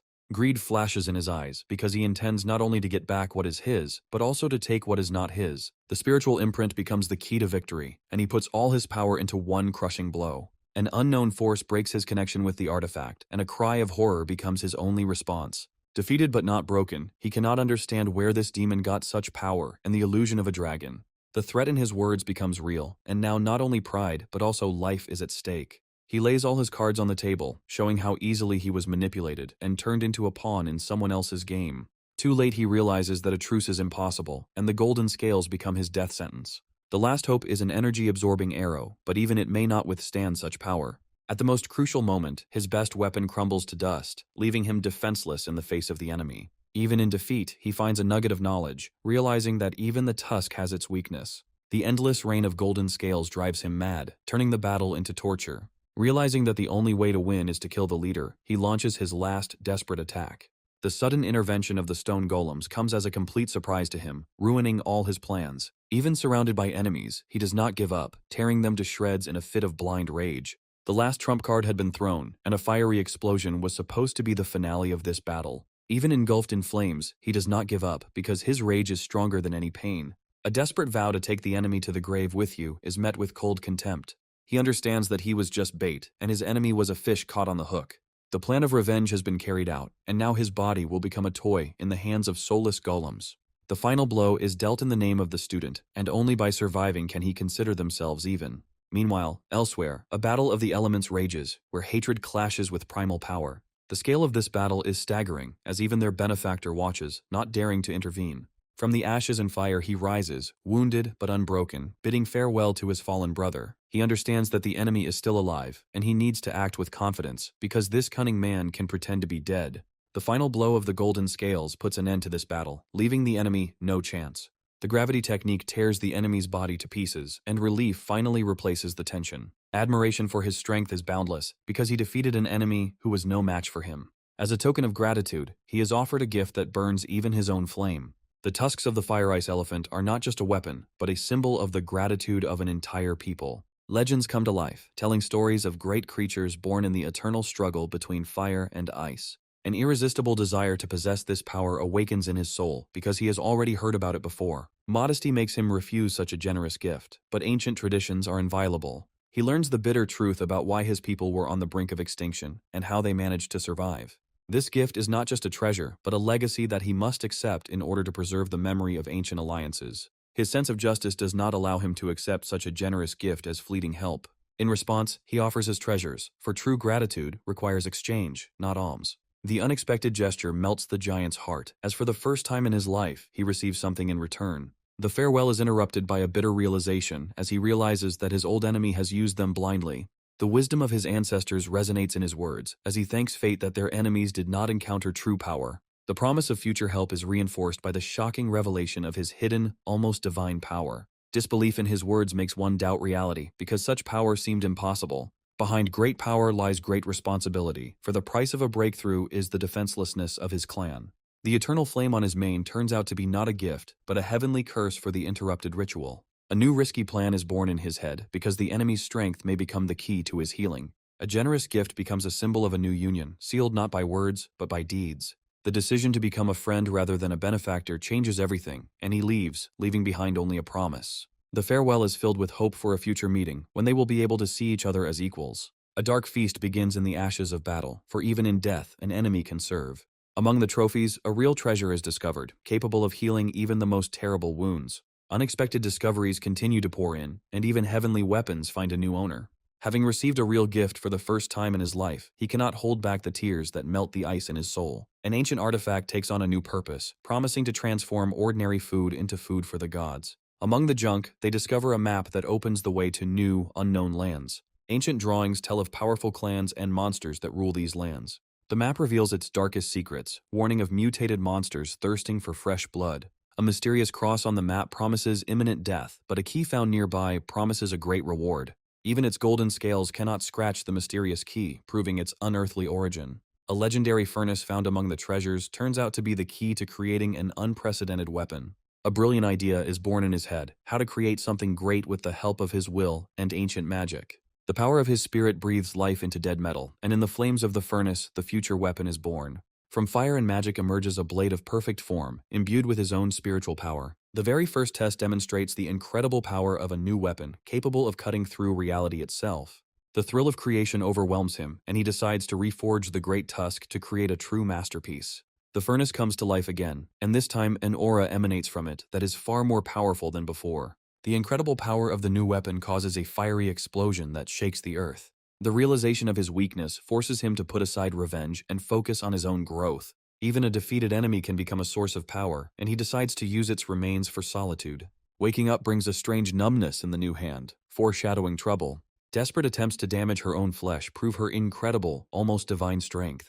Even fire cannot leave a trace on it, and he understands that he has found something legendary. The joyful discovery is interrupted by a reproach, because his cries have disturbed his friend's winter hibernation. To prove his strength, he invites her to bite him, unafraid of her poisonous fangs. The secret of her poison is revealed, and he explains with a grin that it is not at all fatal. Triumph turns to embarrassment when, after the bite, his body reacts in the most unexpected way. The awkward situation forces her to take on the role of healer, as she is now responsible for his condition. Strange treatment methods make her blush, because she herself is not averse to trying something new. The horrific sight on his hand turns out not to be a curse, but a way to expel one poison with another. Desperation pushes him to take a crazy step, because he is ready to lose his hand rather than become a demon. The offer to test his new power becomes a temptation he cannot refuse. The very first blow unleashes incredible power, shaking the earth and his own sense of strength. He understands that he has acquired not just a hand, but a divine weapon, and he will never part with it. Fear of transformation is replaced by self-admiration, because now his appearance does not matter. Meanwhile, far away from them, another hero faces an insurmountable obstacle on the way to his goal. The great path to enlightenment turns out to be a ladder, and he was only able to build one step of it. Memories of the former glory of cultivation only highlight how far this world has fallen. The shocking discovery of one's new power does not give rise to joy, but to doubt and fear of the unknown. The ancient dragon's ghostly words become the key to unraveling his failure and imperfection. A desperate call to the ancient spirit goes unanswered, leaving him alone with his questions. Absorbed in himself, he does not notice how the world around him continues to live its own life. The unexpected return of a friend brings with it not only joy, but also a breath of foreign traditions. A simple question about holidays reveals the bitter truth about the plight of demonic beasts. Even far from home, traditions remain alive, reminders of the 5 years spent in exile. An innocent question about home opens a deep wound, because true home is the place where you were born and raised. The sad story of a lost home is overshadowed by sinister rumors about the plans of its former owners. The realization that home is more than just a place gives him a new determination to protect what is his. A sudden alarm breaks the silence as an ancient artifact warns of approaching enemies. The initial threat assessment proves misleading, and self-confidence gives way to mild anxiety. The weak signal turns into a barrage, and terror grips them as they realize the scale of the threat. The skies darken with the countless number of enemies, and it becomes clear that this is not just a raid, but an entire army. Fear paralyzes them, but something in the behavior of the enemies seems strange, and he calls for calm. The first wave passes by, but a second one follows, even more powerful and purposeful. They realize that they have witnessed the beginning of a war that threatens to engulf the entire world. The awareness of his weakness gives birth to a desire in him to become stronger in order to protect what is dear to him. A risky plan to hunt a powerful beast becomes their only chance to gain strength for the coming battle. The enthusiasm of a newcomer clashes with the caution of an experienced warrior, but the decision has already been made. The card points to an ideal target, a beast standing on the threshold of a new level of power. The amethyst thunder lion is not just prey, but the key to their own power. With the cultivators gone, the hunt becomes safer, and they send their smallest scout ahead. The beast's lair turns out to be a cave full of crystals, whose energy can be both a gift and a curse. The empty den does not stop them, and they decide to follow the trail, guided by scent and instinct. A sudden flash of battle in the distance suggests that their target has already found another opponent. They decide to intervene, as the chaos of someone else's battle could provide them with the perfect cover. The rage of a father who has lost his cub clashes with the cold cruelty of a predator. The irreconcilable feud between the two species flares up with renewed vigor because now not only their lives, but also the future of their offspring is at stake. Someone else's quarrel becomes an opportunity for them because in the chaos of battle, they can profit at someone else's expense. Doubt creeps into his soul because luck too rarely smiles on him in this cruel world. The strange wounds on the victim's body suggest that this could all be an elaborate setup. The realization of the trap comes too late, and now they can only watch in silence. The absence of human traces suggests a puppet, as only she could have pulled off such a thing. It becomes clear that they have wandered into the territory of a puppet sect, and now they themselves are in danger. Despite the risk, they decide to stay, because the mysterious puppeteer should not be too strong. The father's rage collides with the cold determination of a defender of his territory, and the battle rages on with renewed vigor. The oath of vengeance sounds like a death sentence, but even in the face of death, he does not intend to retreat.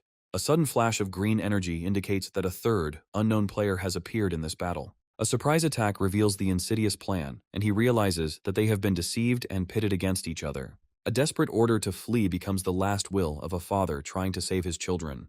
The true puppeteers are emerging from the shadows, and their appearance does not bode well for anyone involved in the battle. The murder charge sounds like a death sentence, and the father's rage falls upon new enemies. The heavenly wood sword meets the beast's fury, and the first blow falls to the cultivator. The cold-blooded murder of innocent cubs for pills reveals the full cruelty of their plan. Even as an observer, he cannot contain his anger, because such cruelty is unforgivable. A new blade, woven from pure spiritual energy, appears out of nowhere, and he rushes to defend himself. Two mighty swords clash in a furious battle, and the air is filled with the ringing of steel. The unexpected intervention takes her by surprise, and she tries to understand who dared to challenge her. The order to retreat is met with disobedience, as the bonds of camaraderie prove stronger than fear. Even in the face of superior force, she is ready to defend herself until her last breath. A new alliance is born in the heat of battle, and now everyone gets their own enemy. Instead of fleeing, he accepts the fight, and the wild dance of the forest becomes a prelude to their battle. The spirit-destroying blade meets the power of the forest, and this battle seems simply ridiculous to him. A sudden blow pins him to the ground, and he realizes that he has underestimated his opponent. The true puppeteer emerges from the shadows, and rumors of his power turn out to be true. He enjoys his deception, because while they are fighting with the puppets, his true body is already close. An unknown attack from underground takes him by surprise, and he realizes that he has been trapped all this time. The divine shield saves him from certain death, but even it cracks under the force of this blow. The wandering roots become his last chance to hide from the enemy's eyes. The clue to the enemy's invisibility comes too late, and now he cannot escape retribution. Even under the cloak of invisibility, he cannot hide from the force that senses his presence. The shocking discovery that he has been fighting a puppet all this time leaves him horrified. Realizing that the enemy is too tough for him, he decides to simply wipe everything around him off the face of the earth. At this time, far from him, his faithful servant enters into an unequal battle with another enemy. The incredible sandblast technique suggests that his opponent is no ordinary demon.